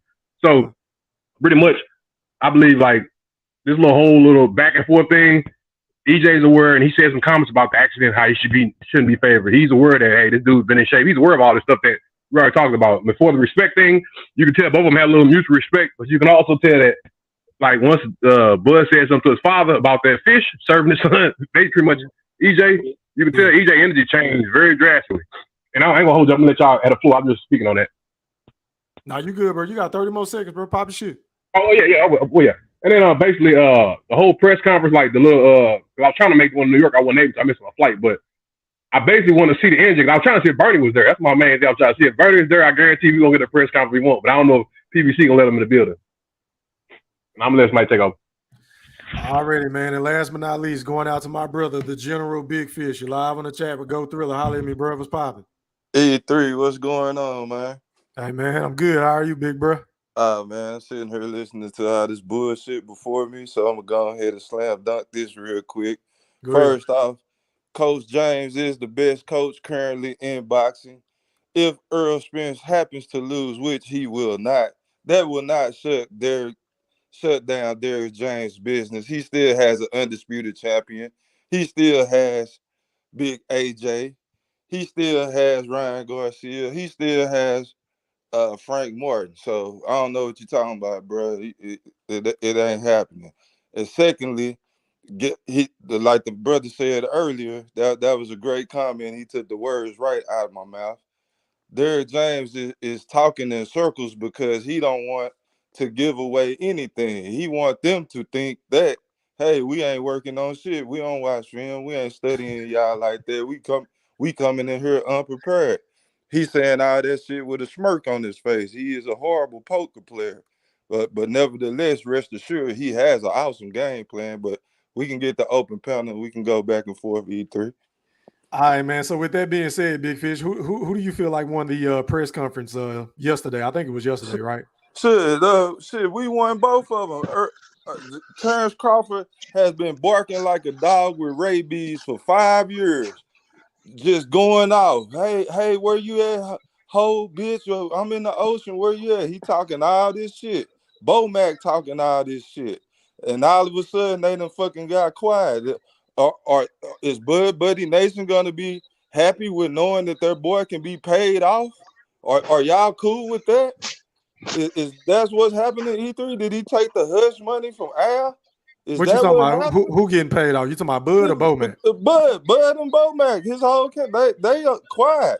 Only time they snapped is when the big fish got tired of hearing about that sorry ass resume.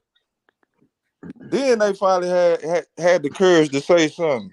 Bomac barely want to talk. I understand he can, got breathing problems when he talking, but he ain't trying to say nothing.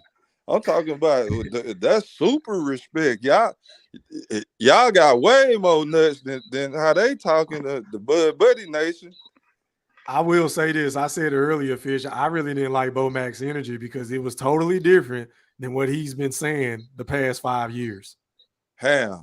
I didn't like it. I didn't like Bo Mac's. Now, Crawford's, he's serious all the time, so it was kind of hard to gauge anything from him. Like, he was going back and forth with Earl, but I didn't expect much from him or Earl because they ain't no talkers, bro. No, I don't want to hear that duality shit, E3. What you mean? Is that not a fact? One been the boogeyman, one been chasing the motherfucker down, talking all that big shit in the tunnel, talking all this shit on Twitter all the fucking time. Now you quiet? So wait a minute, you didn't hear him say how he was gonna gut him and cut him up and tear his limbs off, and you didn't hear none of that? I heard that, but nah, all this other shit he talking about. You reaching, Fish. You reaching. No, I'm not reaching. And Earl, mate, he said, I heard somebody ask a question about, that bet that they made in the tunnel, the $1 million. Earl said, no, the bet ain't on anymore because I gave up more than I wanted to. No. And then he said he made concessions too, which leads me to believe Terence Crawford didn't have to bow down to all of his demands. He had to bow down a little bit or to give a little. No. That's that now because all y'all said Terence Crawford had to just take it or leave it. That's what y'all was saying.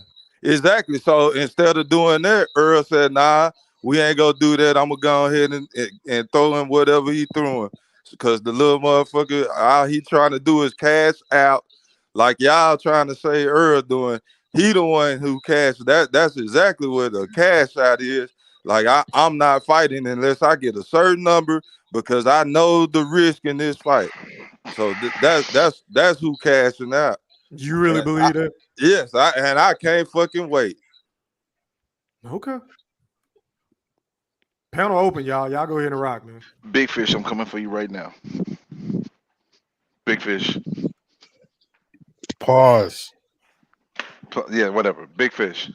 Yo. Big Fish. What's up, my brother? Come on, talk to me. Oh, he ran up the door. He on mute. Go ahead and say what you got to say, Brim. All right. Go ahead. All right. So this whole thing about guys, he mentioned about how Errol gave concessions and all that. And I watched the Stephen Espinoza interview, and when he said what he said, it made me clap. He said all sides had to have a little more give and take. Everybody had to be a little bit uncomfortable to get this deal done. And what I've been saying for the longest time is the best deals is when everybody is not 100% satisfied. So stop talking about Bud cashing out. No, Bud just put some value on himself. No fight of this magnitude, a fighter's walking in getting jack shit. Come on, man. Y'all guys got to stop capping, bro. I respect Errol Spence for stepping up to the plate and doing that, but also Errol Spence also let us know that part of a big part of the reason why this fight is happening is because Bud called him. Bud reached out to him, and then I found out the fight was actually done. The fight was almost completely done when Garcia, not Ryan, but the first Garcia and Tank was fighting. They would just had to get through all the particulars. So they've been done since January, bro. They basically had it already set in stone that they was going to have whatever financial setup was going to be what it is. It wasn't a whole lot of changes. They just put a little bit more respect on Terence Crawford's name, and he put a little value on himself. And y'all dogged him out for putting value on himself, but it looked like it worked out pretty good for him. So put some respect on his name. I ain't know y'all shit. I did not say the bullshit that you talking about. Tell me what I said, Brimley. Don't group me with a bunch of other dumb motherfuckers that you talking about. Okay. Well, I don't say general shit that everybody else be saying. You right. I apologize, but you was laughing about how the nigga wasn't getting no money. Oh yeah, they was definitely laughing about that shit. They was kiki like a motherfucker. I mean, really, I was laughing about mad because really Bud did everybody a favor in the sense of he was able to get not only himself a guarantee, he negotiated early guarantee as well. No, they weren't gonna get that in 2022 with them shitty ass offers. But also, can I respond? Yes, you can. Go ahead. Go ahead, Big Fish. I'm sorry. Go ahead, Fish. Go ahead, Fish. I was fucking right. What was going to happen in the situation? Hold on, Fish. Your phone was breaking out. Start over. Repeat that. I said I was laughing at the fact that I was right, like usual, and y'all was wrong on the situation. So I was gloating about being right. I could give a fuck about where either one of them get. That shit ain't affecting me in any kind of way. Like I've said for the 1,000th time, I talk about what's actually happened. Brimley, you talk about shit that you want to happen and this fairy tale boxing league, a world of how shit should be. I don't talk about boxing like that. I talk about it and how the state at it is. That's how I do it. So we could talk about fairy tales all day, but we talking in truth. But let's talk about this Bam Bam right here, man. Let's talk about the technical aspect of why we think the fight is going to turn out however we think it's going to turn out. I maintain that Bud is going to have to take chances to get in there and hurt Errol. If it's anybody if I had to bet on, if we were doing a prop bet where it's like, who's will get dropped first if anybody gets dropped, I would say Bud would get dropped first. Now he could still win the fight, but he would be more likely, based on the style of what he has to do to win, he's more likely to get dropped. I mean, how he's going to stop that long lead to the body, which, I want to see how he's going to do that. Yeah, I want to see how he's going to do that. Yeah, I don't recommend. I see him stopping it with an uppercut, taking half step back. I mean, but EJ, man, the fun of bro, he's not fucking leading with his goddamn chin when he fucking. Why he ain't? Wait a minute, hold on. Let me pull. Hold on. I got it. Hold on, y'all. I see you, Dre. Hold on. Did you not watch the Ugas fight? Bam, bro. Can I ask you a question? question? No, bro. I'm about to show the footage. I just want to set you up. Did you not watch the Ugas fight? Show me.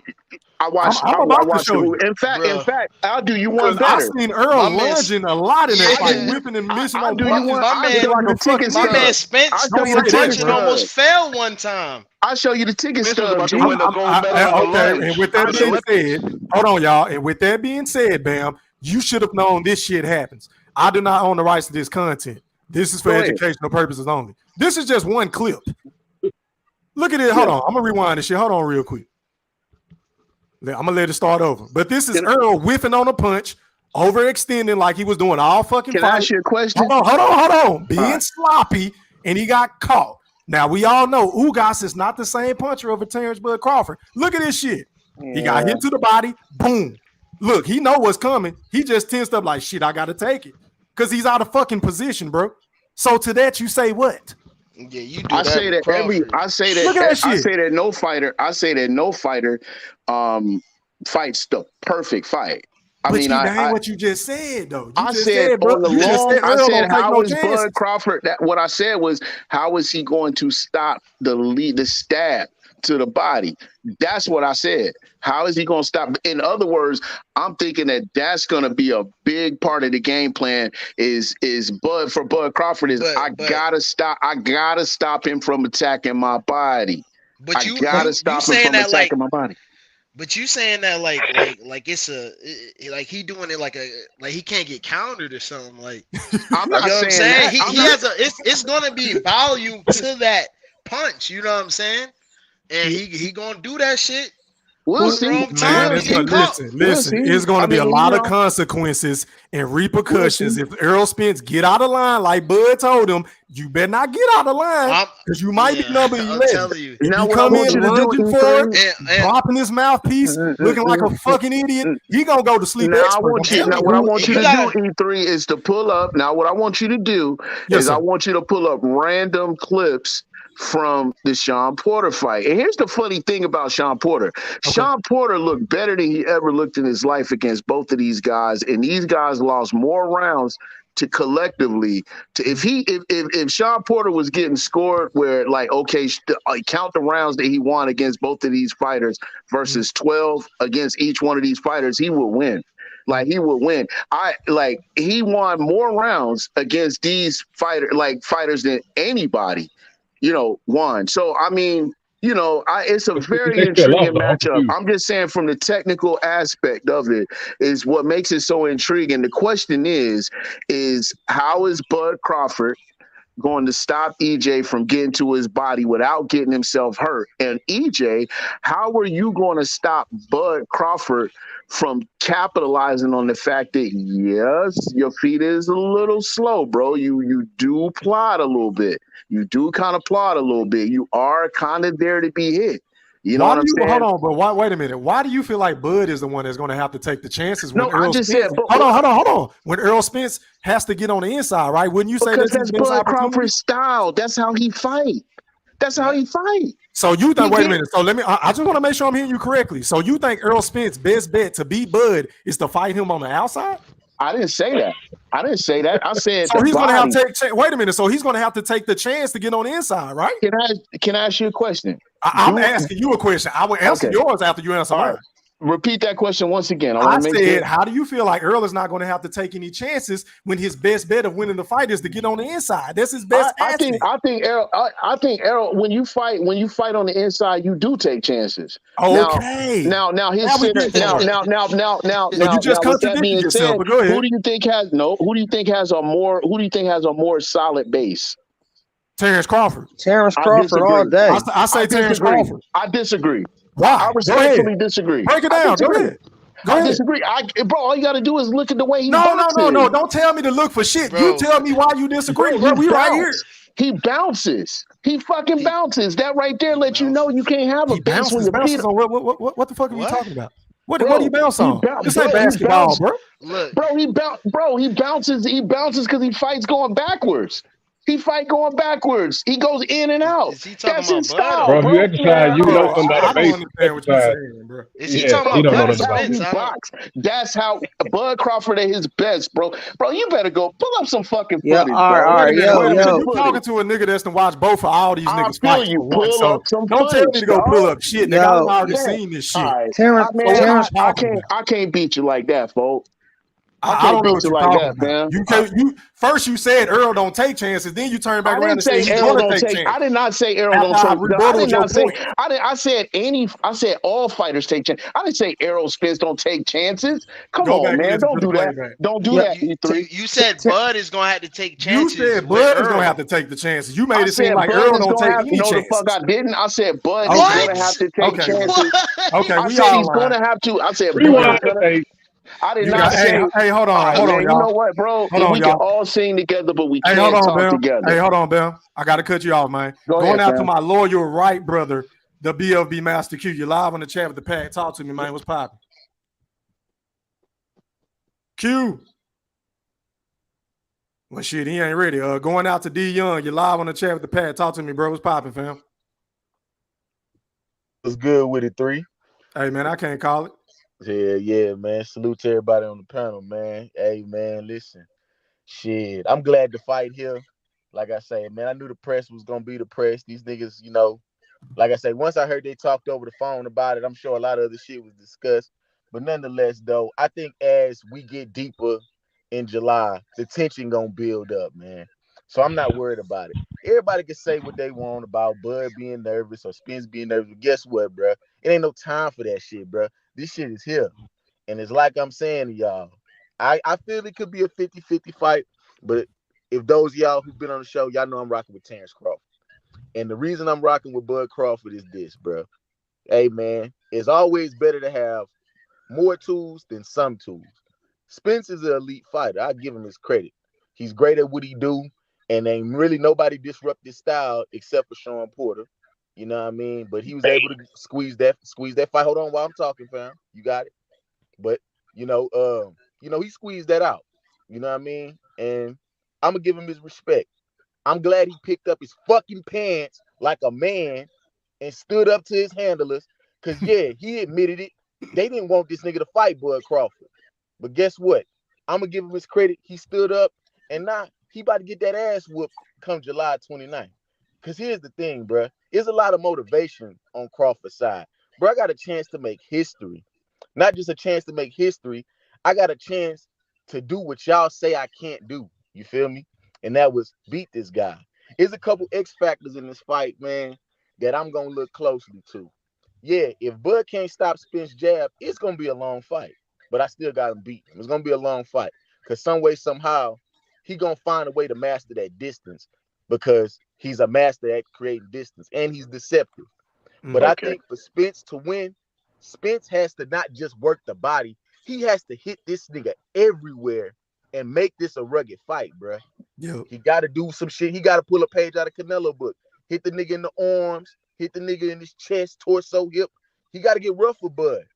And yes, it's going to be a point in the time to where Bud is going to have to fight this nigga.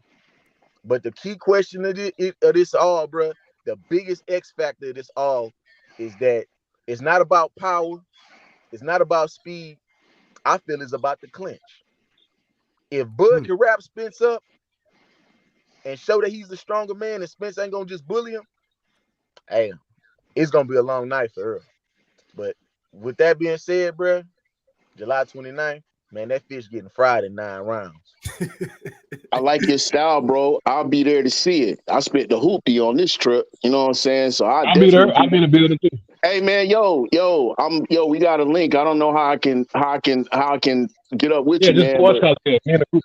Yeah, for sure. Huh? Yeah, for sure. We can do that. Yeah, inbox you, bro. Chat, bro. Put y'all information in the private chat. Hell yeah. There we go. Because I was just about to say how we can exchange information and shit, man. And I'll hit you up. We'll be out there. You gambling any? Yeah, I've already put a large wager on this. So, Who you got? What's the large I wager? got Bud. You said what? What's the large wager? Curious. I don't want to say it on her, but I can. Okay, I mean, put it in the private chat. Yeah. Just tell that nigga you better ticket, man. That's all. Yeah. You better ticket, man. I'd rather hear from somebody. I don't be on that people be stunting and shit on their face. I mean, YouTube. That's why I'd rather have somebody verify. Hey, D Young, who you think they gonna put as the referee? Who you want to see the referee be? Shit, man. I hope it's Steve Willis, but shit, if not, shit, it could be Harvey Dock. I wish it was Steve Willis, but I think he only does New York. Mr. Cross-eyed. It might 2000, Steve Willis only does New York since 2018, I believe. Right on, Steve. Hey, it could hold on. What's the reason? What's the reason behind that, though, Brim? Why does he only do New York? I think it is in the state of New York. Because I did a lot of research on this, and I couldn't get all the confirmation emails, but I think is when you're IBF, if I'm not mistaken, if you're only on that end as a referee in the state of New York, you only referee in the state of New York, and he prefers to only be in New York. That's where he resides. Hey, who is the referee that you don't want to see? The Weeks.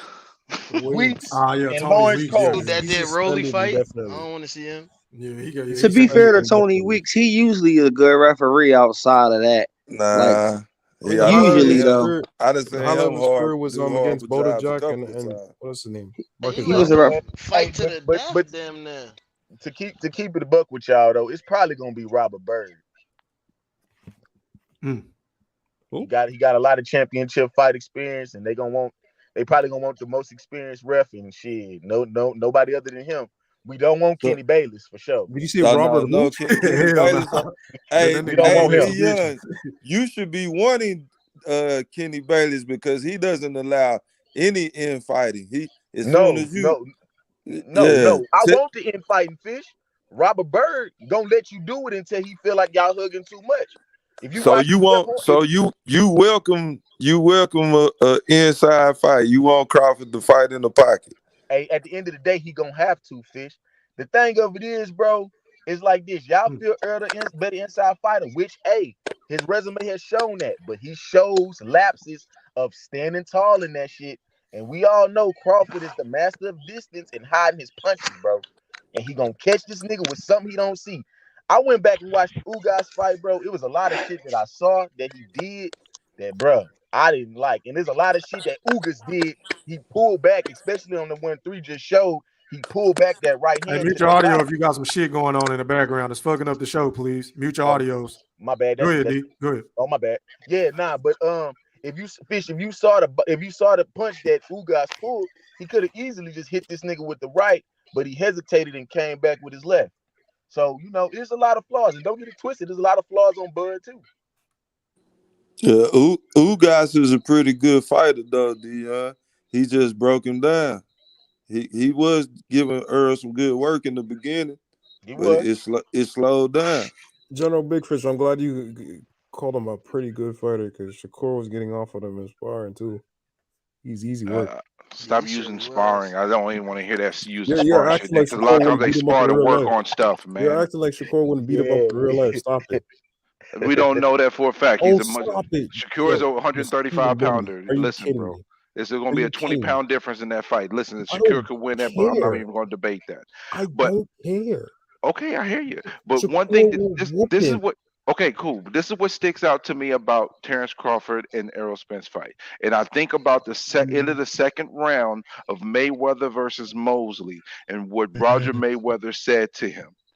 Just box that motherfucker. It's gonna be easy work if you just box that motherfucker. If Bud goes in and just box that motherfucker, Yep. he gonna clearly he might just walk away with a 12-round decision if he just boxed the motherfucker. I think Bud can outdog him though. I definitely I think think he Bud can can too because he's outdog him. mean. He's mean. They both big dogs, but I think And Bud when you attack Bud in that way, what I've been saying for a long time is I feel like Errol Spence is gonna crack Bud at some point, and He it's gonna will. bring out that extra dog, and he gonna have a little bit bigger bite. He will. Bud has, Here's but the thing. Bud's been a bully his whole life, so he's already gonna be. He's been suspended from 4 different schools. This guy's been the bad guy, so he's gonna dog him. I promise you. what Hey, people don't this understand this is about what Bud I is don't Hey, want to hold on, see. y'all. Hold on. I want to hear Dre. Dre, can you explain to us how can Bud outdog EJ? Go ahead. the reason why Bud can definitely outdog EJ. It's a few reasons. Is because when EJ fight on the inside, a lot of the punch he just throw punches. Honestly, they're not like set up, well placed punches with purpose. He's just mostly just throwing hooks with his head over his knees. Bud has a 74-inch arm reach, and when having those long arms at 5'8", your elbows they cover like your sides for real.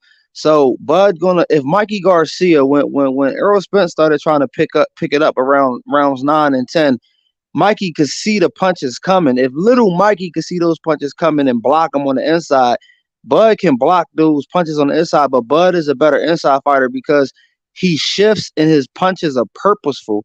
So he can also switch the range of his shots on the inside. So that's why he could beat him on the inside. Like Spence punches are like kind of flat and at the same range. Sometimes when he's on the inside and he swing hooks, he falls over sometimes and falls on his opponent. You don't see that with Bud. So make a long story short, Bud has the better footwork off the shift, off the turn, and better punch placement.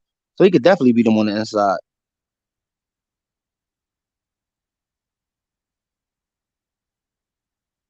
Hello?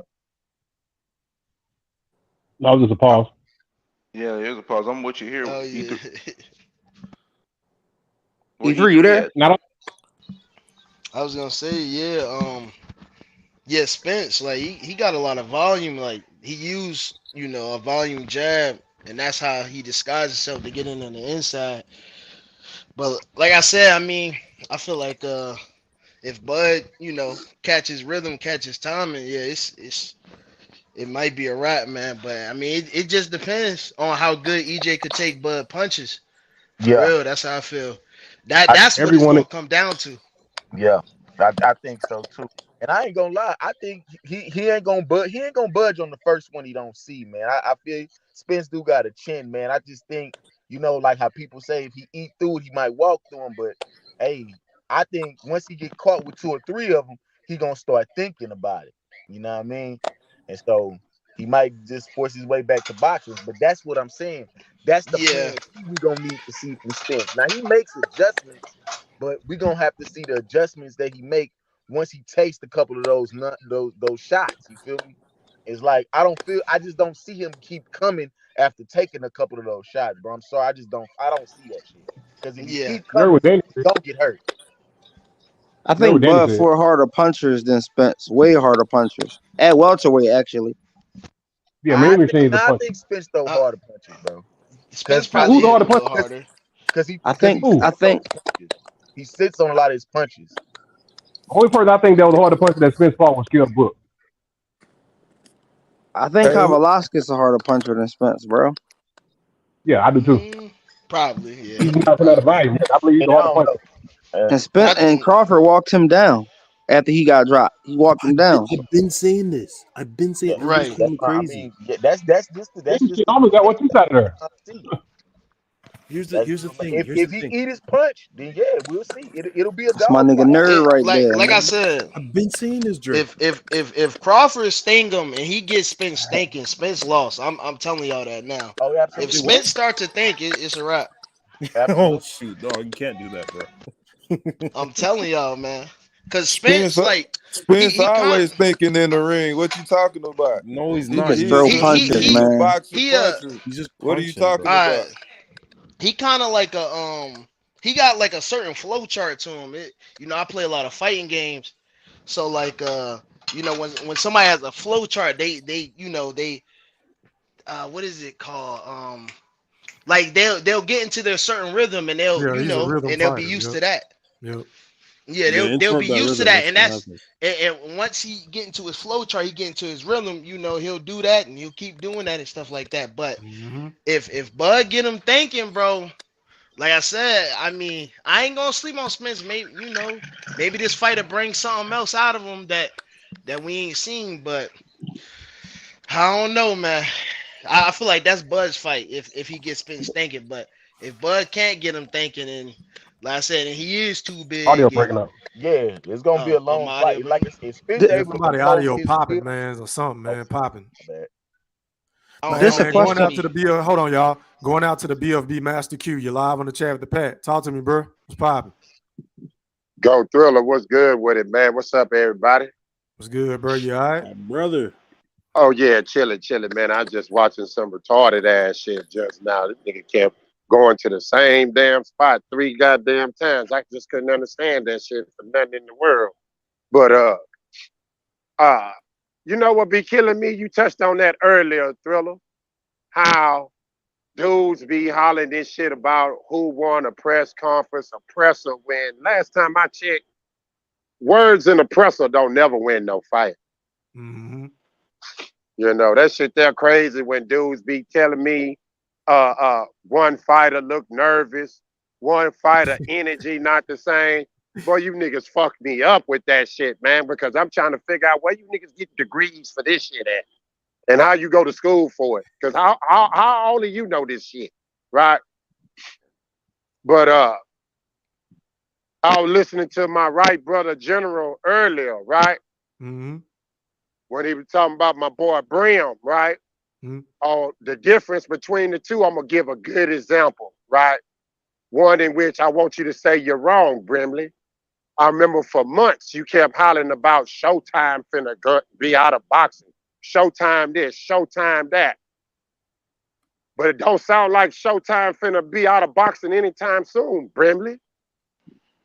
Showtime doing what needs to be done to be able to be carried over to the Paramount app. That's why this year was so pivotal and very important. They needed No, to do what they needed to do.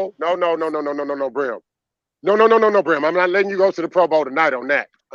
I've made that statement. I've made that statement though. What I just said, I've made that statement before, Q. I mean, so you can go against me, but I've said that before. Just like the general said, your narrative, how you want things to go. That's an example of what the general was No. talking about. You know, that's not a good. Q. You made a statement. Let me respond to that. I was saying that the way PBC was doing business, this is what I felt like should happen because PBC is not doing the right things for boxing at that time. But since that time and frame, knowing that 2023 was a very pivotal year, considering what Paramount is doing, they're ramping up efforts to maintain their standing in boxing. And and also show Paramount that they have the value to be continued once they go app form. And what they're doing right now is giving us great pay-per-views, and then they're stacking up their regular Showtime cards, because July 8th and July 15th, they got two really good cards. They got Frank Martin, and they got the wonderful Nonito Donaire co-main eventing on a card, and then they have Boots on another card. So what they're doing is what they're supposed to do to put themselves in the position to maintain their business. So as critical as I am when they're not doing right, I'm going to give them the same praise when they are doing right. So that's what I'm doing. I'm giving So is it Showtime safe to props. say? Showtime is doing what they need to do. So is it safe to say Showtime not finna exit the sport of boxing anytime soon, Brim? Can you say that? It sure doesn't look like they are, but it all depends on what Paramount feels. But I personally think that what they've done so far this year is put them in a position to continue on, because they're putting on the big fights. Bottom line is, again, if as loud as I was when I was critical of them, as loud as I'm going to be giving them praise. And I've given Stephen Espinoza praise directly. I've told him, I've been critical with you, but I got to give you props when you do what you do. And right now they're doing what they do, and they might have a Canelo fight as well for later on this year. So yes, they're cooking. I'm gonna give them props because they're cooking. Respect. That's my boy Brim. That's all I know you would. I know you would, Brim. I know you would. My boy Brim. I don't get a Brimley today. Yeah, you're surprisingly. Hey, hold on, Q. Hey, Q, I gotta ask you a question, fam. Go ahead. Hey, man, I need to know: are we coming out with this this TMT list on Friday or Saturday? Q. What list is that? Shit. It don't matter. We need to do the Brimley list one day, and we need to do the TMT the other day. No, whichever one. Whichever one you want first. Listen. I need that dev list. Hold on, y'all. We got hoe ass niggas like this that come on my channel every fucking day as if I beg him to come. I don't even know this fucking nigga. But he come on my shit hating every motherfucking day. My nigga, if you don't like what the fuck I say and what the fuck we say, why are you even over here? Because I can tell you one thing, whether Bud lose or not, nigga, my channel ain't going no fucking where. That's a fact. I ain't on nobody payroll. Terence Crawford don't pay me. Errol Spence don't. Nigga, I ain't on nobody payroll. So you can miss me with that fuck shit. Go ahead, y'all. And Q, whenever you decide to do one of them, I would like to piggyback on one of them on the back end and present the TFT list, because it's actually ready. So I like to present it on the back end. God damn, it's about goddamn time, Brim. I've been waiting on this. But there's a reason why I was holding out of it. Tank is not to talk right now. It's about Spence and Crawford. I think when he gets out of prison is a good time to act. Well, get out of jail, not prison. When he gets out of jail is actually a good time for me to present the TFT list. But no. How many pay-per-views y'all think this can do? Between 900,000 and 1.1 million. I hope so. I'm buying it. I'm buying it. More than Tanker, right? I hope it do, but I can't count on that, and I'm not going to sit here and try to count the pay-per-views. But I do think it's going to do very well. I have a bet with one of my boys about like $3 bills that I don't think it does do better. But the way the publicity and the way the news is taking up on this fight, I might lose my 300. I'm not gonna lie. What Tank and Ryan did? They did 1.4, right? 1.2. That's what. It's ranging from 1.1 million to 1.5. No one can give us a exact number. I think they can get them, man. I think they can get them. Yeah, I think so too, man. I think they're gonna get them, man. Everybody want to see this fight, bro. So. Yeah. Can I ask the panel a quick question?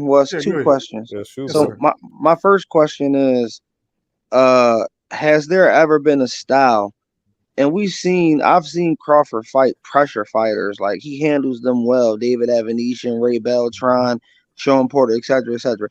But the first question is has there ever been a style that Terence Crawford hasn't adapted to? And the second question is, and I really want y'all honest opinion on this, who has the better IQ out of the two fighters? Can I answer first?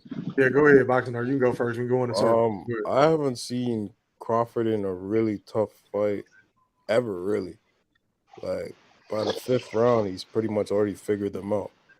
And if anything, he's toying with them at a certain point. So I haven't seen him in like a back and forth, bloody, black-eyed, nose running, anything like that. And the IQ, it's pretty much out the water. Terrence has the better IQ. But that's my answer. All right, go ahead, Mikey. Go ahead and answer that question, bro. It's on you. Like, all right, well, go ahead, General Big Fish, if you want to answer it, or D Young. Y'all go ahead. Oh shit! I mean, yeah, y'all niggas ain't saying shit now. I'm about to. I was waiting on shut this Fish. shit down. I was waiting on Fish, but shit. All right, go ahead, dude. I seen him adapt. I seen him adapt to pretty much any style. You know what I mean? The only struggle he might have had was Gamboa. You know what I mean? But like I said, he adapted to that. And as far as IQ, yeah, I gotta give it to Bud. I think Bud got the better IQ. Well, I say that. Of course you do. Benavidez, Gamboa, Green Beans, and Sean Porter showed me this guy is a very basic fighter. What? And Errol Spence is the smarter, more dynamic fighter of the two. Nah, you can laugh all you want. You're gonna see what I'm talking about. He's gonna neutralize him just like he did the pound for pound fighter and Mikey Garcia when they fought. The smaller guy, y'all gonna be complaining. I hear the excuses already being set up. It's gonna be the weight. Y'all gonna call him a weight bully, and Bud's still great. He's still great.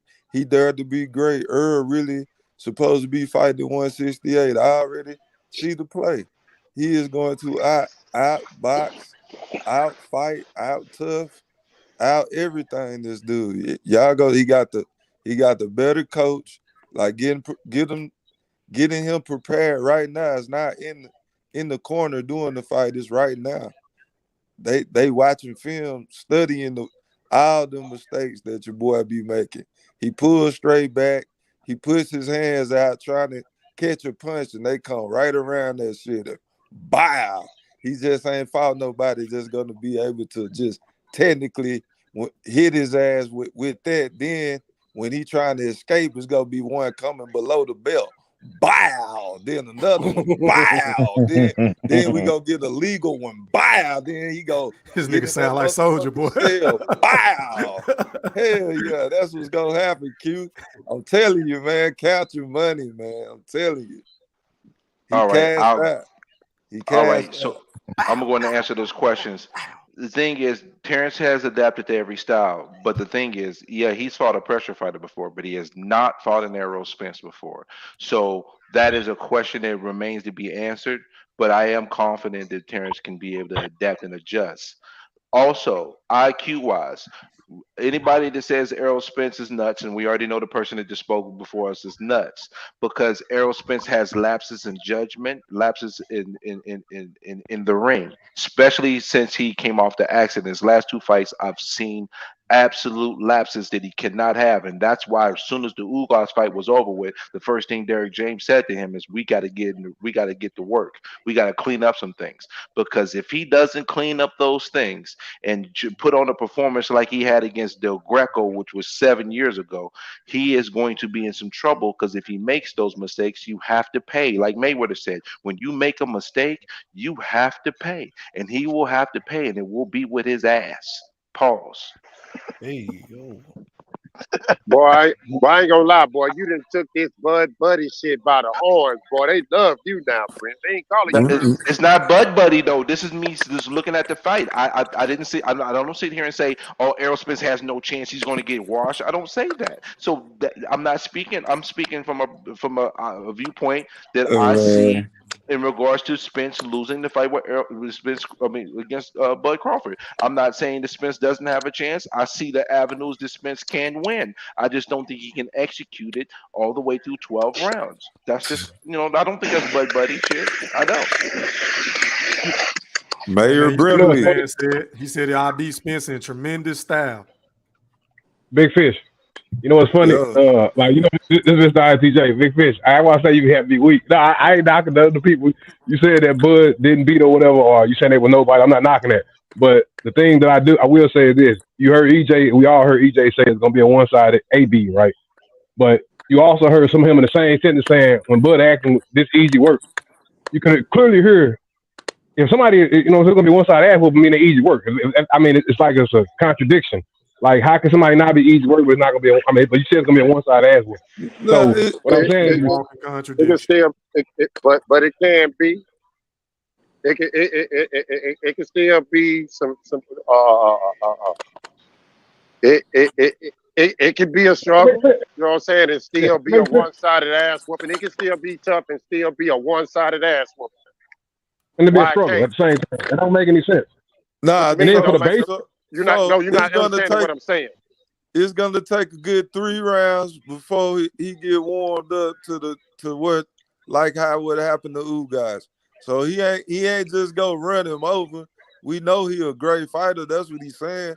It ain't just gonna be no cakewalk, but it ain't gonna be like competitive to what y'all thinking it's gonna be. Hold up, I'm confused, Big Fish. I'm confused. I'm very confused because didn't y'all just say that Terence Crawford couldn't have a slow start, and you up here telling me it's gonna take him 3 rounds to get used to it for like Ugas? Which one is it, Big Fish? No, You're confusing me right now. Man, because you're not listening. I am listening. I'm listening to you now, and I'm listening to the shit you said before, and it's contradictory. Earl, if the fight goes how if both fighters begin how they normally begin, Errol Spence is gonna come out swinging.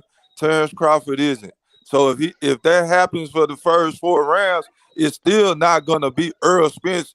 Is gonna be landing maybe 5-6 punches for those first 3-4 rounds. And then after he figured out what the game plan is, what's working, what's not, then that punch output and landing will start gradually going up to 10, 12, 15, and that's when the ass kicking description begins, Brimley. Do you understand that, motherfucker? I do, but I got a question behind that, though. You said once he figures out this and this and this. So I want you to give me a couple of examples of Spence making a phenomenal plan B adjustment in the fight that makes you believe what you're saying right now. The Son Porter fight. What adjustment did he make? Just constantly in that It just fight. looked like he just continued to headbutts. He had to dodge wild punches. Dodge headbutts. He was the one nut punching. What was he dodging again? What was the game plan B? That's not a plan B. What he did was he just ramped up his plan A. Yeah. He just went extra dog. That's your judge's eyes. I have a different set of eyes, so our scorecard was different, like we talked about before. So you have the right to feel how you feel. You're not proving me wrong. You're just proving. You're trying to prove your opinion is more important than mine. So that's not. Big Fish, what you had to score? I'm just curious. What was the score you had to score when Bud fought going around 10? What would you have to score? I'm just curious. What was your scorecard that you had? For who? Him and Porter. So when he fought, when it was him and Porter, I'm just curious. What was your scorecard? Like, who would you think was up? As 6 rounds going, I no, the first 10. No. I can't answer how this is the best way I can answer it. For the first 6 rounds, I had Porter could have possibly been up 4 rounds to 2, or it could have been 3-3, but I felt it was a close fight. I agree. But starting right at round 6, that's when Bud started to separate. He started taking that half a step back and stopping on his ass when he was running in and banging his ass to that body. You're not biased. No, you're not biased. Okay, you're not biased. No, you're not biased. So from round by 7, 8, 9, 10, that's when Crawford took over the fight. But for the first 6 rounds, Porter was giving him good work. I done watched it over and over in the past couple of weeks, and I told Mosquito Spray yesterday and today, like, yeah, I'm moving the goalpost again. I'm gonna go ahead and give Porter a little bit more credit than I initially gave him because he did put up a better fight. But he didn't make any adjustments to them uppercuts that was coming to his body, and that's how he ended up, getting caught when he got knocked down. So. But you know, the EJ never stepped off to the side and threw uppercuts on Porter. You notice that? He never did that when Bud was doing that. Like me and they boxing.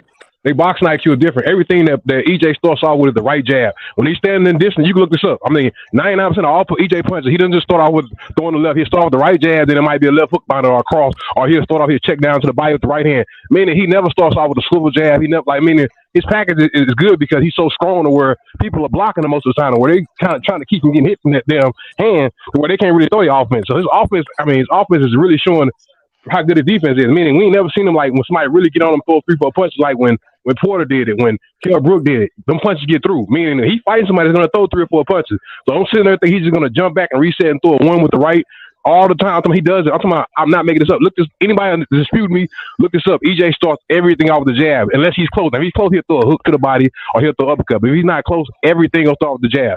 So if Bud really gotta do is just watch the right, because everything is start off the right. Everything. I'm talking about everything. That's true. Hey, I think I know Bud game plan though. I think I know what his game plan gonna be. I seen Bomac interview after the second press conference, and Bomac said that he said, "Yeah, man, if you put Errol Spence on the back foot, he can't fight off the back foot." And then I heard Bud tell Charlemagne, "Well, why can't I just sit there or whatever?" Mm-hmm. So I really think Bud is just gonna I think Bud gonna do what Tony Harrison did to Jamel Charlo in the second fight. I think he's gonna bang with him, bro. Yeah, press him. You know, he don't hard to punch. He just don't got the body. Don't move his head. Maybe what Floyd Mayweather did to Canelo a little bit, standing in the pocket a little bit. Yeah, I think he's gonna bang with him. Because they don't want to move their head. Earl don't move his head unless he let until he close to you. Earl don't swivel his head off to the left or right unless he close to you. He'll shift his shoulder over the bridge off the uppercut. But other than that, Earl don't sit there and swivel his head off to the left right when he's standing there. That's the only thing. So y'all So this telling fight, me? we're gonna be So able to see y'all if he can telling do me? all of it. So y'all telling me Bud don't get hit a lot? No, he doesn't. Oh, really? Not by statistics, he doesn't. We say the numbers say that EJ get more. That's a fact. Not by statistics, he doesn't. Bloods are more noticeable. Oh wow. Bud It's not has close the either. hi- Yeah, it's not close. Them numbers. Bud gets clipped a lot. Y'all just don't notice it because y'all too starstruck. No, we noticed it. Man, What he is part? get You said hit. we said. He gets hit. He gets hit. Yeah. He gets hit, but as the fight goes on, he starts taking those Definitely. punches away.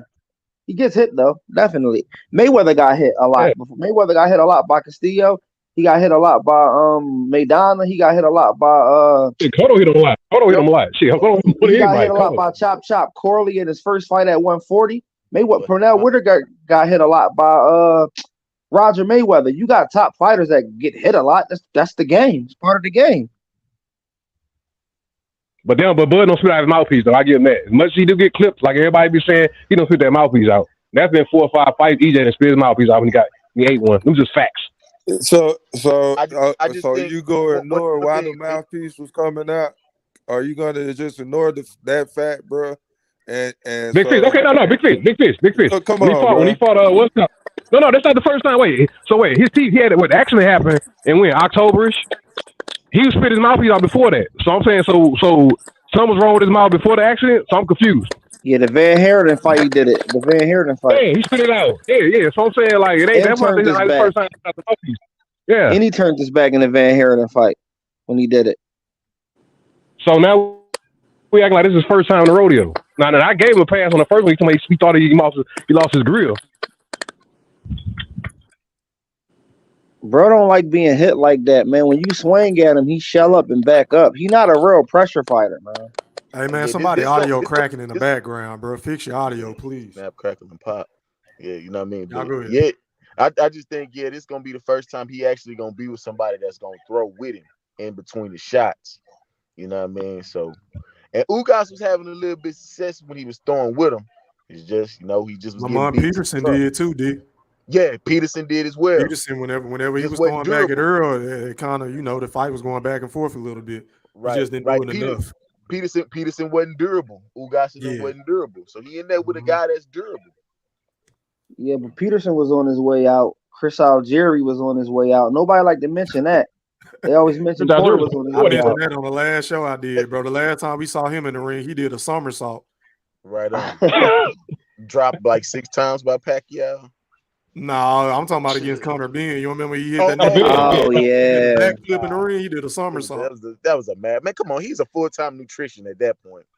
I just think Errol Spence is delusional as hell. He doing that Deontay Wilder thing in the second Fury fight. He's not respecting like Crawford's ability at all. And No, I do. No, he do. Trust I me. can't Whether say no, that, I fam. do. I Yeah, I can't say believe he that. do. I can't say that. I believe he do. I ain't gonna lie. I believe he do. He know what he up against, man. They know what they up against, bro. It's just I just want to see what like. I just want to see what they're gonna come out with, because we all know from his previous fights, he fights one way. But who's to say if he try to fight another way? You never know though. But I just he don't see. tailor made for Bud. He tailor made for Bud, man. He too Yeah, slow. I feel that way too. But No I mean, disrespect. I still feel like it's a 50-50 fight though. I'm gonna give Earl his respect. You feel Yeah, me? I definitely give him In his these respect on it. But Yeah. in Oh these yeah, type of definitely. fights, man, razor thin yeah, fights, anything can happen, bro. You know what I'm fact. Let, saying? Like, let me tell y'all something about Earl. Earl's such a motherfucking gangster. He's such a gangster that he said, "Listen, not only am I going to take this fight, but I'm going to take this fight off a 16-month layoff." Do y'all know Take how balls. dangerous that is against That Bud take Crawford? balls. I respect him. He a That take balls. I gangster respect. for real. I mean, That he take said balls. no I tune-ups. ain't I gonna lie, mean, fam. he stuck with I that. don't think it got You nothing to gotta do, respect it. I don't think it's got nothing to do with it being gangster. The nigga really just kind of had to do this, because let's be clear, nobody wants to see this nigga fight Keith Thurman. Just saying. And the last time I checked, the nigga had man boobs, so he needed time to get back in shape. I'm not giving that nigga credit for shit. Fuck Errol Now, Spence. my About thing is time. he didn't have to do it because we never got the Joshua and Wilder fight. You know what I mean? We never got the Tank and Loma fight. There's a lot of fights we never got. Spence stepped up, in my opinion. Yeah, he did. Now I give him full credit on that, Dre. But just as far as to say it was gangster, nah, my nigga. If it'd have been gangster if the nigga would have did this shit back in 2019 after Oklahoma. Just saying. No, I I give agree. him more credit from the fifth position side, bro. Trust me, trying to get to those old numbers, bro. That's just, I'm talking about like that's the side that nobody sees. Them having to get them old numbers. That shit ain't easy, bro. And then especially after doing that, you've been injured. That's why I said I don't want to hear there's no excuse, because he was stupid enough to did not respect Bud enough to really get himself in the best shape of his life. So if he loses shit, I don't want to hear no accident shit, because I know that's coming. I know that's coming. The brother that's talking, what's your name? I got a quick question for you. What's your name, brother? Mr. INTJ. All right, cool. Mr. INTJ, I know you in the strength and conditioning, but this is a question for you and a question for the panel. Yo, I was looking at Errol Spence size. I think he was like at least 166. How heavy do you think he was at the press conference? By that weight, then you could already clearly tell. But Bud was like 156. Just like, cause it's No, I'm crazy talking about because like Earl. people don't. Earl probably like he probably could have been close to like 170. Probably yeah, somewhere around there, 165, 170. He heavy, bro. He's But he heavy. can he I can don't cut think that. Spence was Trust that me. big. I don't think Spence was that big. I think he's like 160, like Yeah, 163 to I'm gonna give 165. him. Another thing that people don't understand too about, just as I don't far know. as The Bud cutting almost weight. 160. A little bigger than Bud. Yeah, but Bud's like close to like 155 to 158 right Yeah, now at least. yeah. Bud See, the Light. thing is, Yeah. the thing Bud is, Light. when people say Spence is so much bigger, people are a little bit confused about that. Bud walks around at 170 pounds. Guys, people got Oh, to we understand already that. know that. You see him in Omaha, like, and you see him in the. I already know. Like my homeboy, like my little brother is cool with Bud nephew Trey. Like they real cool. And like when I saw my little brother is 6'2", when I saw him standing next to Bud, I'm like, hold up, how the fuck is you like? You can't be 160. You know what I'm saying? I don't think he looked like. I ain't saying he was. It like he was bigger than what he say he be walking around at. That's just me. And my brother's like 190. So like I think he's like not trying to say like that was like maybe 2 years ago. But I'm trying to say is he's not like the small dude like people think he is. Like he's No, small. he's He's able not. to cut down. He I got a think stiff frame. EJ only walks around probably like 5 to 10 pounds bigger than Bud. Also, when it comes to cutting weight, these guys usually cut the last 10 to 15 pounds in the last 2.5 weeks before the fight. They don't cut all that weight down early. They do that on the last 2 weeks before the fight. They don't. They'll both probably be in the 150. Like one, Spence will probably be about 155, between 155 and 160 2 weeks before the fight, and then they cut those last 12 pounds because they can shave off 7 pounds in a day. They don't cut that Yeah, weight water that weight. Yeah. early. They do that at the end, so I they can don't be the think Nah, Bud. that's rematch. so They don't want to affect dangerous their though. body that way too early before the fight. That's not how they cut the weight. I don't think Bud no heavier than like 153 right now. He look really light, really light. No. The only reason I say you can tell is you can see it in their face. Like you can tell. The reason why I'm saying is you can tell when they get down to that weight. The reason why I'm saying like when Bud get. The reason why I'm saying is the last way you got to fought Kell Brooks. I think like two days for the weigh in, he was like 150ish. you can still see Bud face sinking in. Right now, you still see a little meat on, not a lot. You still see a little meat on Bud face, like EJ face. Wait, like come fight night week. Just look at they chins. Like that's why the last place you lose your body fat at. Just look at their chins. You'll see. It's like how Devin Haney looking like Thriller. Like you'll start seeing that. Like they closer to that weight. Mr. INTJ, did you see how good Bud, no homo, but did you see how good and healthy Bud looked as in terms of like retaining his body mass and muscle and all that? In the David Evanesian fight, he wasn't sunk in at all in the David Evanesian press conference. But you know what it is when I was younger, like, you know what it is? Hollywood has gave people this perception of like, if you look at the fights, you start looking at people that, like with all the muscles popping out. If you look at people that's more muscular, most time they're front runners. You look at people that's more slim and like you said, like look at the I'm not just saying in boxing. You look at like UFC, like the style benders, the Anderson Silva, the slim guys, because they're more focused on long distance cardio condition, longer runs. Like Jamel Herring was even saying that, and that kind of like I was in the Marine Corps. And they kind of like rubbed me the wrong way with Jamel Herring. I'm like, bro, you letting Bud outrun you. You a smaller guy. Like, he was saying that Bud do super long runs. Like, you know, you at 130, you're running 5 to 7 miles, maybe 3 to 4 times a week. And it's kind of like, how you letting somebody that's 140, 150, that's bigger than you, run more than you? Something's wrong with that picture. So when I say from the condition side, Bud don't look strong, but it's more of a, like, if you look at somebody run cross country, they might not look like they're in shape. But if you actually grab them or something like that for the longer period of time, the longer you hold on, that's why you look at Bud fights. Like he starts really calculating on people because he's getting stronger. You know what I'm saying? He's built for the long term. He's not one of those musculars, 30 people to get you out of there, 1 punch, 1, 2, 3. He's not one of them type people. You know, he'll snap and catch you when you get fatigued. But I'm saying, like, it's two different type of muscle types. That Hollywood stuff, you see every muscle popping out of the dude's body. Explain to me why there's no champions, there's no long range champions that look like that. I'm talking about, you cannot show me none of them that's long range. They all look like the Floyd bodies, huh? Hey, Anthony Joshua is your template. Oh, he got filet. Look at Anthony Yard. Look at Anthony Yard. Look at Anthony Yard. I'm talking about, look like a Greek goddess. Mike Tyson, when he was younger, he had a good run before he lost. Yeah, but then what I'm saying, yeah, when somebody can take you deep, like the more people don't realize this, the more muscle you have, the harder it is to to pull something. Like the heavier, like if you look at the smaller fighters, they throw a lot of punches because you got less weight to pull around. The more weight you got to pull around, the less you're going to be throwing. That's why I say I was impressed when I saw EJ fight Mikey and throw 1,000 punches. Now that was not realistic to his regular welterweight totals, around like 700 some punches, but it's just going to show you that he can throw some value. I can give you an example of a fighter who was chiseled as hell, but maintained it and had a really good career. And some of the brothers in the panel like to hate on this brother, Timothy Bradley. He was jacked, bro. He was jacked. But but what do you say? No power. He said no punch of power. He said it. No punch of power. He admitted no punch of power. No doubt. Look like a Greek statue, but you look at somebody like Bud or Wilder, don't look like they can even knock over a fly. So people don't realize Wilder's 6'8", 6'9", and he's 220, 230. That's anomaly, yo. That's skinny, bro. That's skinny. Whether you know, I'm not trying to say I'm not tall by no means. What I'm trying to say is somebody 6'9" is 230, 240. That's slim, bro. That's not a big dude. So I mean, like for you know what I'm saying?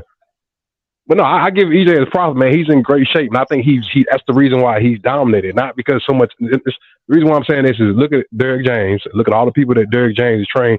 Derrick James has dogs. Like, I mean, he got great athletes. Like, we looking like, I'm not trying to go off too off on basketball. If you look at Phil Jackson, like, I'm a Mike fan. But if you're looking at him from a coaching standpoint, you had the best players. So I can't really gauge you off. I look at somebody who done it on each level. You see what I'm saying? Somebody who took somebody from nobody who done it on each level. That's what I go off of, because if you give somebody a dog and tell them to train them, okay, that person's already okay. Like Frank Martin, he's not a bad fighter. He's already in good shape. You know what I'm saying? And like the Jamel Charlos, these weren't bums when you know what I'm saying. Derrick James got them. That's all I'm saying. I got a question for E Thriller. E Thriller, you there? Nah, he stepped. Oh, he stepped out. Nah, he stepped out, bro. Well, I can ask you this, Fish, because I know you a Tank fan. So, hey, Fish, the thing is, right? So with Teofimo Lopez just getting that huge win, which I thought he was going to lose and get stopped, and he proved me wrong. And, you know, Shakur doing this thing and Devin Haney doing this thing. Do you think that when Tank come back, that he's going to be forced to fight one of them guys? Nah, you can't force Tank to do anything. He can fight anybody and it's I gonna know, be ain't a big fight, whether you like it or not. So Man, that dude about to fight Isaac Cruz, yeah, man. he can fight. He can fight anybody he want, and it's gonna be a big fight. But False. but False. but but if one of those guys are available and they proving that they calling them out, then hey, judge them on that. But hey, it look like you already said that they ain't nobody available. T.O., he retired, didn't he? Didn't he retire again? I think he pump faking. He'll be back probably. He'll be back, but he? he Yeah, but actually he retired for real. I think, but I know why he. I think I know why he retired for real. For Did he real really though. vacate that belt? Yep. So Brimley, so Wow. why is what I said false? How's that false? Because if Tank fights Cruz, he's not going to do. He's going to go back to the numbers he was doing before. What's that? 250K at best. 250 if he fight Cruz again? At best. No. I ain't gonna lie, Brim. If they fight, I'll make a bet on you. I say they do way better than that. I'll bet you, Brim. We I'll can bet bet you, on. Brim. Yeah, we You can got Okay. the bet on. superior A side fucked Well, up. guess what? Make sure I they guess listen. I guess what? I hope Look. the bet never comes into fruition because I do not want to see that fight and they won't get my money. I don't know. Yeah, shit. I don't Tank want to see need to that shit. fight somebody, man. Where's his pride of being a boxer? Like Spence Nah, if he Spence fight, is fighting if he fight, Crawford because he got pride. That's why Spence Pride. doing it. if So, he so fights let me ask you a Shakur, question. I So, bet so anybody hold on the on. panel some money. Do, He fights do, Shakur. do, I do bet anybody on the boxers panel some bread. does boxers fight Who for you got pride? Shakur in that? Yeah, if any, Boxers, that's on everything. I bet anybody if he fights Shakur, I bet anybody on the Yeah, panel I money. That's think with Tank. I bet anybody money on there I on that think one. Shakur gonna get Tank frustrated. That's what I think, bro. No, Tank man. gonna be waiting for that one punch, and that ain't Tank gonna happen. knocking Tank Shakira, Yeah. killer ass. Tank knocking them Well, you all put out. Oh, question for the Tank panel. about to be money with them out there. Tank 29. He knocking got them to Money all do with out. something, Hold up, man. hold He up. got to Everybody do talking at the something. same time. Hold Hey on. man, one at a time, y'all. If everybody talking at the same time, the chat can't enjoy the show. Go ahead, Q. Say what you was about to say. Hey man, uh, right now look like both of them trying to go in different directions. They ain't trying to go in the Tank Davis direction, So we don't know. We ain't gonna be able to find out. I know this much. I know Tank can take a punch, and I You know heard what Tank can Tio? deliver a punch. I just You, don't believe that Shakur or Destiny Child, I mean Devin. I don't believe neither one of them niggas can keep that nigga up off of him. I Here's just you the don't heard? believe thing it. though. You heard? think Tank Bud not an Tank Tony aggressive fighter though. Tank he a You counter think? puncher. You know, Do you think? Go Shakur ahead. ain't gonna give him Shakur ain't gonna give him, all that repetitiveness. You know what I'm saying? Like Tank not really that aggressive, to be honest. Thrill, I had a question for you. You stepped out. I'm over here eating, bro. Give me a What's the second. question? All right, Go ahead bet, and bet. ask. Yeah. Hey man, why you got so much animosity against the face of boxing, man? What's going Who on? me? Ain't no Who damn Tio me? face of face of boxing. Who boxing. me? Ain't no damn face of boxing. Tio wouldn't be He talking so is the crazy like face of that if he was boxing. the What are face you of No, Brim, talking he's about? not. He's the most excited Brian, fighter. that, He's the most Brian excited Garcia is the face fighter of in boxing boxing. based on what you're No, he's saying. not. Stop What you mean? capping, please. What you mean? Nah. No, he's not. He's not one So of the most so so exciting you telling fighters in me boxing. Shakir and Devin is more exciting than Tank Davis? You gonna No, try to get We me to never believe said they that? were either.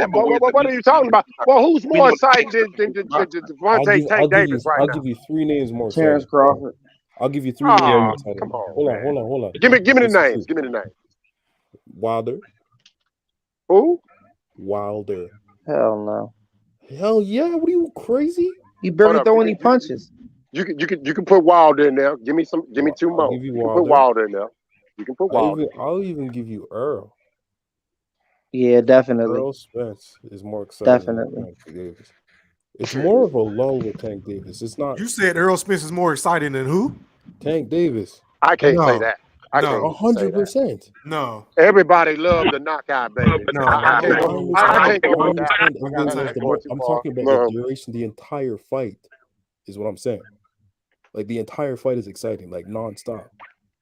You get what I mean? It's not like one moment, one knockout. Man, I'm gonna tell you something. When you watch Deontay Wilder, when you watch Tank, what you looking for? What everybody love to see? Them highlight knockouts. Boom. So I'm The trying to Yeah. figure bazooka. out. So that's cool and dandy, but that ain't You on the edge everything of your seat the to whole make you the fight. number one. Huge point. You on the edge of your seat the whole fight with Tank. I Goddamn, I I I'm mean, understand not that. yeah, I doing it with mean, Errol. with That does not make the him the level of face of boxing. opposition he Honestly, fighting. Yeah, definitely. His Gotta fight level of somebody, man. opposition been the same as Terence Crawford's. What you I mean? tell you what, if Canelo move up and fight niggas like Badu Jack, Hold on, I'm giving the face a Yeah, boxing crown to Tank. let me debunk them Fish real them quick. Saul sexuals, they gonna say something else though. Them Nobody trying to Saul see that sexuals. shit, Canelo. Even He's David trying to be, Benavidez he's is more daring to respect. be great. Badu You Jack know, gonna bing on him though. Tank only beat one incumbent champion his whole career. One Oh no. incumbent champion his whole career. The Puerto Rican boy that he beat at 130, Pedraza. Pedraza. That's it. Literally He one didn't want that incumbent fight. champion. Before that, you can't name people can't name none of the people he fought before that.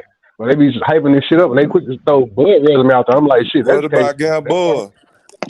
Gamboa was an And they undefeated champion. They fight that same Gamboa with torn ACL. Took them 11 rounds to get him out of there. Torn ACL. We can't even compare the two Gamboas. Come on, y'all. Come Fought on. a washed up version. Y'all Why like to not? go. Y'all Oh, try to Fish, you compare can't the do that, Kell bro. Brook.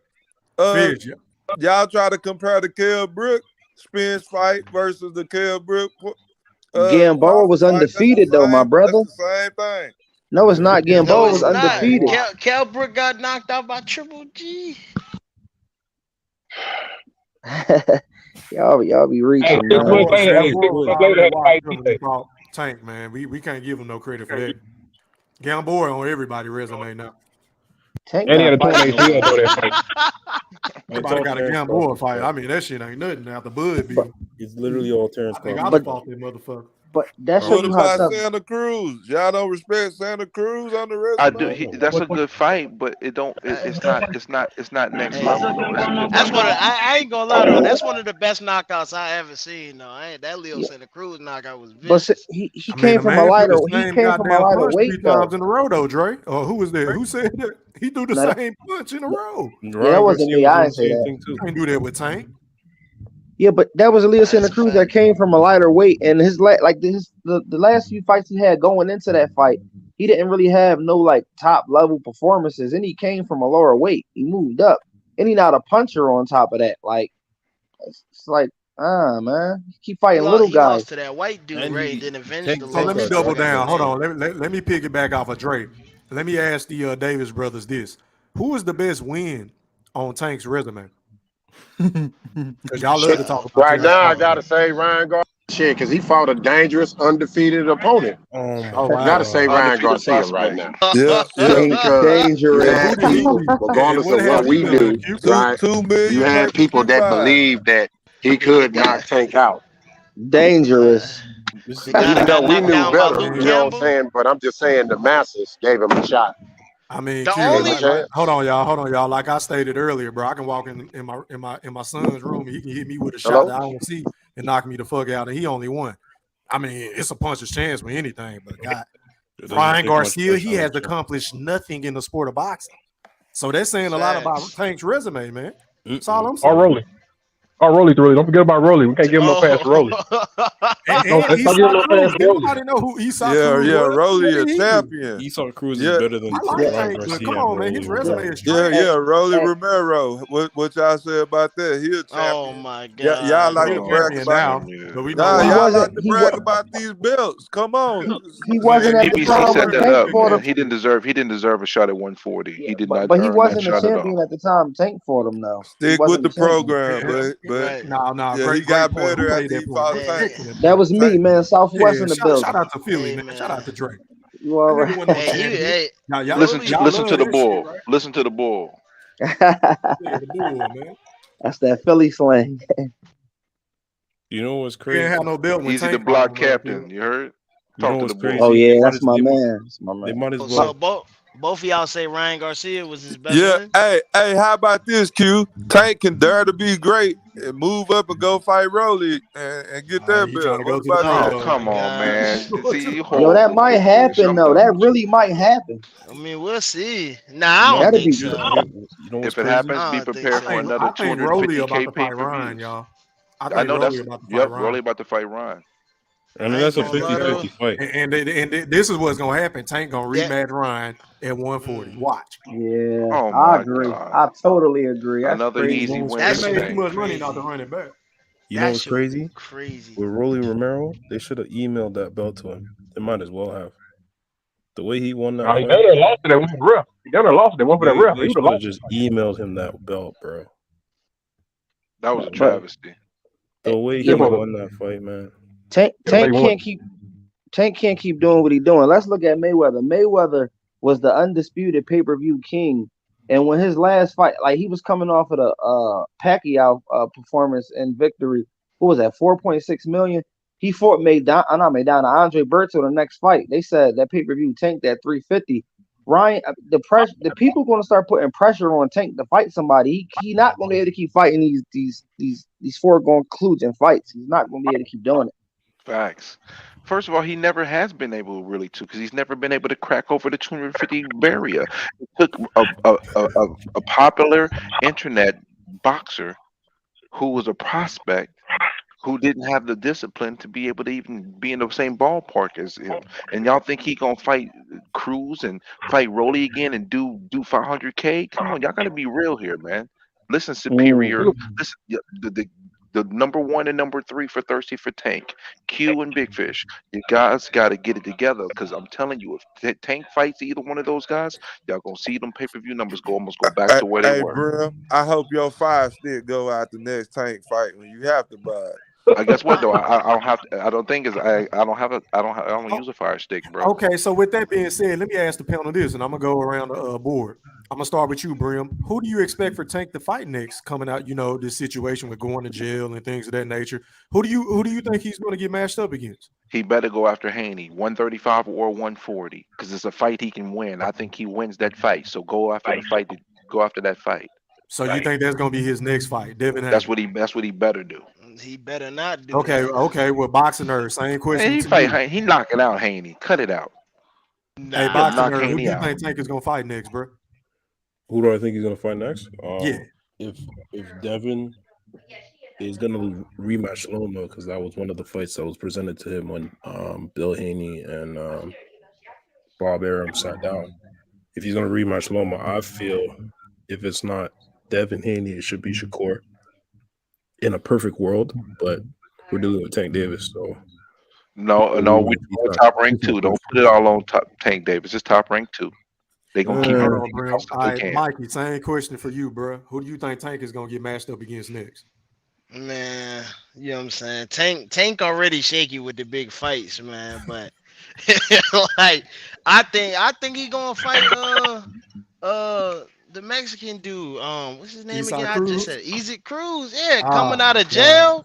Come on, man. You Yeah, gonna need Yep. him a little tune up. You know It's how a Tank tune-up, get down, yeah. man. You know what I'm saying? But hey, he better stay away from Dev. Hey, Brim, I'm telling you, bro, he better stay. Remember, hey, and now I get it. You said don't talk about sparring, but you know, it was a little birdie. You know, he was rusty last time. Dev put that work on him, but Bro, the hey, bull get knocked out. Haney, the bull get knocked out if he hey, face Tank. it ain't gonna be the same fight you think it is with Loma. Devin took it to Loma, bro. Like I said, He he didn't gonna take it to box. He gonna Loma. He box didn't take it to Loma. He Tank got a lights gift off, bro. decision. All right, let me ask Mr. INTJ. Who do you think Tank is going to face next, bro? I hate to say it, and I don't want to see this shit, but I think it's gonna be Isaac Cruz, because I do agree that if he fights Devin Haney, it's gonna be a completely different fight. Tank don't throw 3-4 piece combinations. He sit there and plot, set up his punches. So meaning, but I don't like how Devin leans ducks off to the right, because that's where Tank dynamite's at. So I still think it's a 50-50 chance with him and Devin. But I think by him being in jail right now, not be able to get, that's what happened to Floyd. You go in jail, you can't get those same reps in, the same stimuli to the body, and you get out, you try to just go off there. So it's better for him to just fight, which I'm pretty sure his camp said they won't Shakur. But like I said, it was a guy on the panel that was speaking on. He got Tank. If he do, which I don't think that's gonna happen, but if he fights Shakur, I got bread. Dang, I don't see Tank winning that fight. Okay then, Dre, who you think he's gonna fight next, bro? Tank. Yeah, I gotta agree. I think he's gonna fight Isaac Cruz, because at the last fight, they were like propagating all the fans surrounding him. Yeah, all the fans surrounded Esau Cruz, and he got mobbed by fans. Why do we care about that at a fight like Tank and Ryan? So yeah, I think they're gonna have a rematch, man. Can I add something real quick? Go ahead.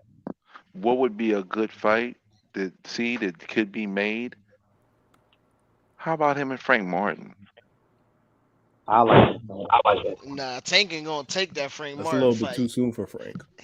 No, I it's don't know if not. they're going. I don't think that fight is It's realistic too right now. soon for Frank, I think man. that's something that they're gonna let marinate since they on the both same side It's of the too street soon for shit. Frank, bro. I don't think that fight It gonna ain't, happen. but it's It's best not to too jump on early him for now. Frank, bro. It's not too early for No, it Frank. ain't, but they can It's jump on too him now. early for Frank. Might just not jump on him now. It's No, never too no. early, but we know how the PBC play, Brim. No, They I know. mean, It ain't just the PBC though. That's the thing. No, Yeah, I've but seen it. he Ain't went just, man down, right? yep. So I that's the. I mean, understand. that's the same shit. That's a I know. super. No, I'm they saying should. it's not just PBC though. I'm saying that all these promotional companies do this. They do You what, know Brim? Who You They lost me. they they marinate fights and try to keep them in house. who do y'all see winning that fight though? If it was to happen. Tank by knockout in the 10th round. Yeah, I got Tank beating Frank Martin, bro. He ain't showed me enough yet. Okay. General dying. Big Fish, He's who dying. your boy gonna fight next, bro? Tank. Man, we go get a super exhibition next. And I would love to see him fight Devin Haney. That's easy pickings. But we Man, know he don't want to do that shit. Haney don't want none to Tank. We know that. Okay. So He'll we'll believe it when get he see it. That's we'll exactly what get he a said. we'll get a deserving exhibition. So I don't want to hear nobody that's affiliated Deserving with being exhibition. a He just bud had His buddy. one. last fight was an exhibition. If He you just ain't had a have a very problem with expensive Terence exhibition. Crawford fighting David Avenesian, you For shouldn't have $10 a million. problem with us. Oh my Huh? God. You hear your Still bringing brother up E3? Amnesia. Huh? I You, mean, you hear Spence fought Come on, Lamont let that go. Peterson. It's the same thing. Spence fought Lamont Peterson. That's the same thing. Talk Man, about it, you brother. talk Talk about about it. something a long time ago that Oh, a now it's long, a long time long ago. time And ago. Lamont Bro. Come Peterson was on, man. dinging on his ass. We Come being on, honest. He was man. dinging on Spence a little bit. Nah, I agree. but that don't have nothing to do with the topic at hand. That's Oh like no, you can't do that. that's You like can't. If I may quote my brother E Thriller, if it's good for the goose, it's good for the gander, man. So yeah, we talking about Tank Davis and his But you brought up exhibition. Crawford's. Yeah, but he almost all his fights are exhibitions though. No, go ahead and put him in there with Gary Russell. Why not Gary Russell? Why not Gary Russell? Why not Gary Russell? He don't want Which that one? Why You talking nobody? about Why the old nobody? Gary Which Russell or the one? one that's at Hey, 140? Which hey, one? The one Gary that's Russell. the old Gary Russell. Gary Old one. Nah, Russell. man. Tank Oh stopping him, nah, bro. He Tank. washed. Yeah, Tank stopping Tank him. stopping him, No, bro. I ain't saying. He don't hit hard No, I'm enough saying to fresh keep out of Tank jail. off of No, him. I'm saying fresh out of jail. Be a good matchup. Fresh out of jail. That's That'd be a not good good. matchup. Hey, With the that's too sword, much isn't of a It's, risk and yeah. no reward. That'll be like Grimley say. That'll be 50,000 buys. He fight him. Man, nobody mind this shit. Maybe Y'all know less they than You know that. saying what? that David Morrell and Benavidez signed next. That's Nope, rumors. nope, nope, nope. Can I tell you? How's It that the wasn't. No, case it when they was our. just sent the offer to Canelo, though? I don't No, get it. What's going hold, on with that? can I give y'all a breakdown? Ask the Can I give question y'all to a the panel. breakdown? Can I ask the question Hold to on, the y'all. panel? Let me hear what Brimley got to say. Go ahead. All right, let me Okay. give y'all a breakdown on that. Okay, so back on March the 28th, Samson had announced that he had a 3-fight deal set up for Benavidez, which the first fight was going to be with Morrell. But it is a B-side contract. Basically means if he's able to get the Canelo fight, that fight goes to the back burner. Okay, so the whole issue with saying Canelo ducking is because they offered him 50 million, which was really 40 million with incentives of the pay-per-view. And he didn't even look at the contract, which is my issue with Canelo. But Morrell has already stated that he's not ready to fight Yeah, Benavidez. you got an issue with everybody. So right now Benavidez's schedule is actually fully open. So we don't know who Benavidez is going to fight next because Morrell is not ready to fight Benavidez. Even though they had a signed agreement, Morrell has already stated that he's not ready to fight yet. Man, Morrell, I feel like he underestimated himself, Hey, man. Brim, what websites you be on, man? So I can Oh get man, on. it was reported I think by Montero from Morrell's team. I'll try to get the links for you, but I do my research on that. Oh, that's crazy. Morrell talk all that trash too. I think I got Morrell winning that fight though, man. I do I'm telling too. you. I do too. I'm telling you, bro. Like I think, and I do think Benavidez is nice, man, but his defense is just, Hey, who I on the don't know, man. walkie-talkie? I'm sorry. Who on the walkie-talkie? Yeah, Yeah, somebody they, just they got said the they got Prince the old Papa. Nextel. They got the Nextel That song phone. you sound crazy for real. If you got the YouTube app on, close it out. It might be the YouTube app Hey open. guys, we have to remember when Adrian Broner was talking about the sparring between Dev and Tank, he said Tank hit him with a boom boom. Boom boom. I'm gonna call you Well, they sparring. sparred twice though. They sparred twice though. We talking So I about the mean, first time. That was the funniest time. Boom boom. yeah. Yo, boxing nerd, you trying to get a whole bunch of nicknames. You got boxing absurd. Now your other nickname is gonna be sparring nerd because you up here talking about all this sparring. Right.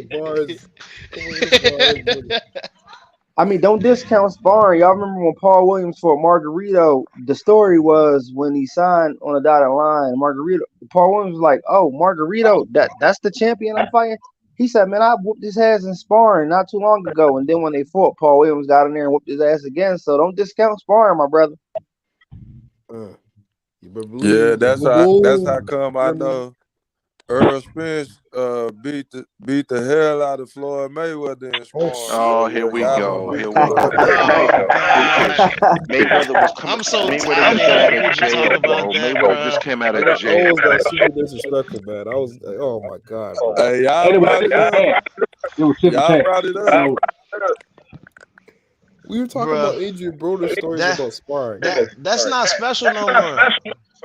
You know what I'm saying? Didn't somebody give Floyd a black eye in the exhibition? Yeah, Deji, KSI's brother. Yeah, like y'all gotta let that one go, man.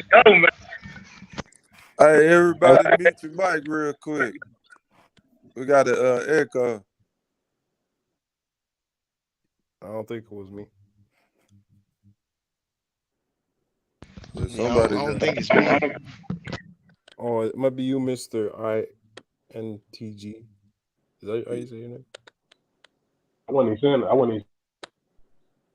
Oh, it's not you. Yeah, we got a lot of boxing coming up, fellas. A lot of boxing. You know what's crazy, Dre? This is a regular year in the 90s and the 80s. That's what's nuts I about like it. how the publishers got them. I like how the publishers got them. Wearing 1987. He got Dave Ruffin term. So I got. I like how they got the publishers got them looking like that. They do like it's 87. They got the hair drawn out. Now somebody audio fucking up, man. Yeah, it's I'm you, about to Mr. kill this show, man. What Damn, that is? y'all tripping, man. Chat can't enjoy that shit. But yeah, man, we've been on here for 3 hours, man. Let's go ahead and wrap it up so I can double back and come on tomorrow for y'all, man. Going out to Dre the Southwest from Philly. Closing thoughts, my brother. Oh man, it's always a pleasure to bust it up with the brothers. Definitely, had a great time on here, and I look forward to many other prosperous times, God willing. Shout out to the panel. Shout out to everybody for being respectful. And of course I'm going with Bud, and I'm gonna keep saying that until the fight concludes, and that's all I got. Already, man. Appreciate you, Dre. Shout out to all my niggas from Philly, man. It's popping. All right, man. Going out to Mr. INTJ. Closing thoughts, my brother. Shout out to the panel and shout out Thriller. Like I say, do your thing, bro. That's why I say I actually used that 19-part series you did to kind of and started a little beef with me and my little brother. You know what I'm saying? He rocking with Team EJ. You know, so he in a wrestling. Okay. So he don't like hearing about Bud. Which I ain't knocking for that, but shout out to the panel. Like I said, I'm rocking with Bud. Like I say, not because my opinion, because of what I'm looking at, what I've seen from both sides. But shout out to the panel. I'll pass the mic. Okay, man. I appreciate you, man. Shout out to you, little bro, man. Hey, man, make them watch all 19 parts, man. I did. That's what had him sick at me. Oh, okay. Yeah. I already did. We just figured out who audio it was too, just right now. All right, man. Going out to Mikey. Closing thoughts, my brother. Yo, shout out to the panel, man. You know what I'm saying? Had a great time tonight, man. You feel me? I got Bud, knocking EJ ass out. You know what I'm saying? Something In what simple. round? What round? Yeah. I got it the 9th, man. I got it 10 or 11. Okay. Okay. Word. But you feel me? And shout out to my boy Dev. Tank better stay away from Dev, man. Y'all tweaking on that, man. I'm telling y'all. But You feel me? But yeah, you know what I'm saying? I'm gonna end it with that, man. And I said, I had a good time, fellas, and you already know what it is, man. Peace out. Appreciate you for stopping by, my guy. Shout out to my boy Mikey, man. Going out Word, to my appreciate guy it. Boxing Nerd 101. Closing thoughts, my brother. Hey man, I don't got much to say. Team Bud all the way. We dry rubbing, jerking, potatoes on the side, onions, peppers, hot peppers. We stuffing the fish, whatever you like, man. Fucking right. Don't forget the tartar sauce. Even though I don't eat it, I'm gonna eat Oh some my god, I on love the tartar sauce. 29th. You know what? My mom's from England, so it might be a fish and chips on July 29th, man. Yeah, I might have to make me a trip to Catfish Floyd's, man. So I'm shout out to my telling you, niggas from bro. Dallas, man. Y'all know what I'm talking about. Mm-hmm. Go ahead, my bad. But, hey, Mikey, one more thing. Adrian Broner said, "Boom, boom, boom, boom." Tank is gonna whoop our death, man. But that's all I got. E3. Appreciate you see. coming on. Yes, sir. Love you, Appreciate brothers, y'all for man. stopping by, Until man. next time. Y'all already know, man. It's love. All right, and last but not least, going out to my dog. Is that Stephen Brimley? Is that Stephen Brimley? Take us home, man. All right, I'm about to speak, please. Listen, shout out to everybody on the panel, man, and everybody in the chat. I appreciate you guys for supporting my bro E3. A wonderful show. Nice, even panel. It's nice to get the Spence fans speaking their piece. Just want to note, Mikey, you better hope that Devin doesn't take Tank. I like Tank, but I'm not thirsty for Tank. But you're gonna be hurt, just like Devin will be if he gets in that ring with Tank. He is going That's to what you sleep. think. He's going to That's it. sleep. I'm telling you, don't let that Loma fight fool you, bro. I'm telling you, dog. Hey, man, a lot of people be sleeping on Devin, man. Y'all can say what y'all want about that boy, but he the top dog right now. Boo boo. Listen, Yes, E3, He top E3. dog, I know you. man. I know Listen, Tank is listen. the A side, but hey, man, I can make a case for Dev, man. He the top dog right now. He has Next a show, plethora of options, and I'm gonna talk about it on a later date. Ooh, and when you yeah. talk about it, I gotta be there for that one. See, the day you niggas talk don't want about to it, hear that real E3. shit, though, Mike. They don't want to hear that. The day you talk about Bro, that that's what E3 I'm is the day you saying. take the ADD test, because you might be the leader of the acting donkeys for Oh, Devin. you might have to take that Hey, thirsty for sign me tank up, man. test, Brimley. I don't know, man. Nah, I what's won't the pass it. TNT I test? won't pass You it. got Mr. Boom Boom over here. He might have to take it too, man. I don't know. I'll take it, but I won't pass though. But because I like Tank, but I'm realistic with Tank. But we already know that Q and Fish boys, they run the show. Matter of fact, the fan club. They got to go through them two to be part of it, straight up. But listen, I appreciate you guys, man, and just remember, man, watch out for the hook. Already, man. Appreciate y'all, man. Shout out to everybody that tapped in with me on the panel, man. Shout out to Is That Stephen Brimley, Boxing Nerd 101, Mikey, Dre, Southwest, Mr. INTJ, D Young, of course, the General Big Fish. Shout out to my brother in real life. Shout out to anybody else, man. If I missed you, I apologize. Shout out to my big bro, Mosquito Spray, man. Make sure you tap in with me tomorrow, big bro, when I go live, man. Shout out to the Wolf Chat. Shout out to the Playback Gang. Drop some threes in the chat. Let me know if y'all enjoyed the show in the morning, whenever you listen to this shit. And until next time, we are gone. Holla. Are you not entertained? Are you not entertained? Is this not why you are here? Yeah, I said it.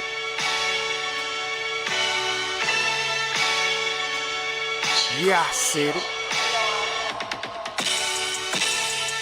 Goat thriller, back better, iller, pound for pound. Killing these topics with analytics. Silencing all the critics, trying to bite the style. They get sun like children. YouTube villain, podcast killing. So antagonistic and prolific with the swiftness. Make sure you make weight before you trying to debate.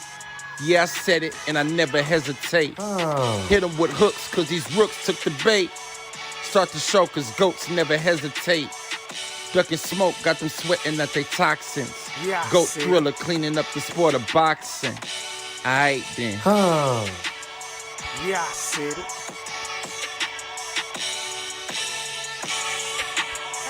Yeah, I said it. I fucking wait. I am the greatest. Yeah, I said it.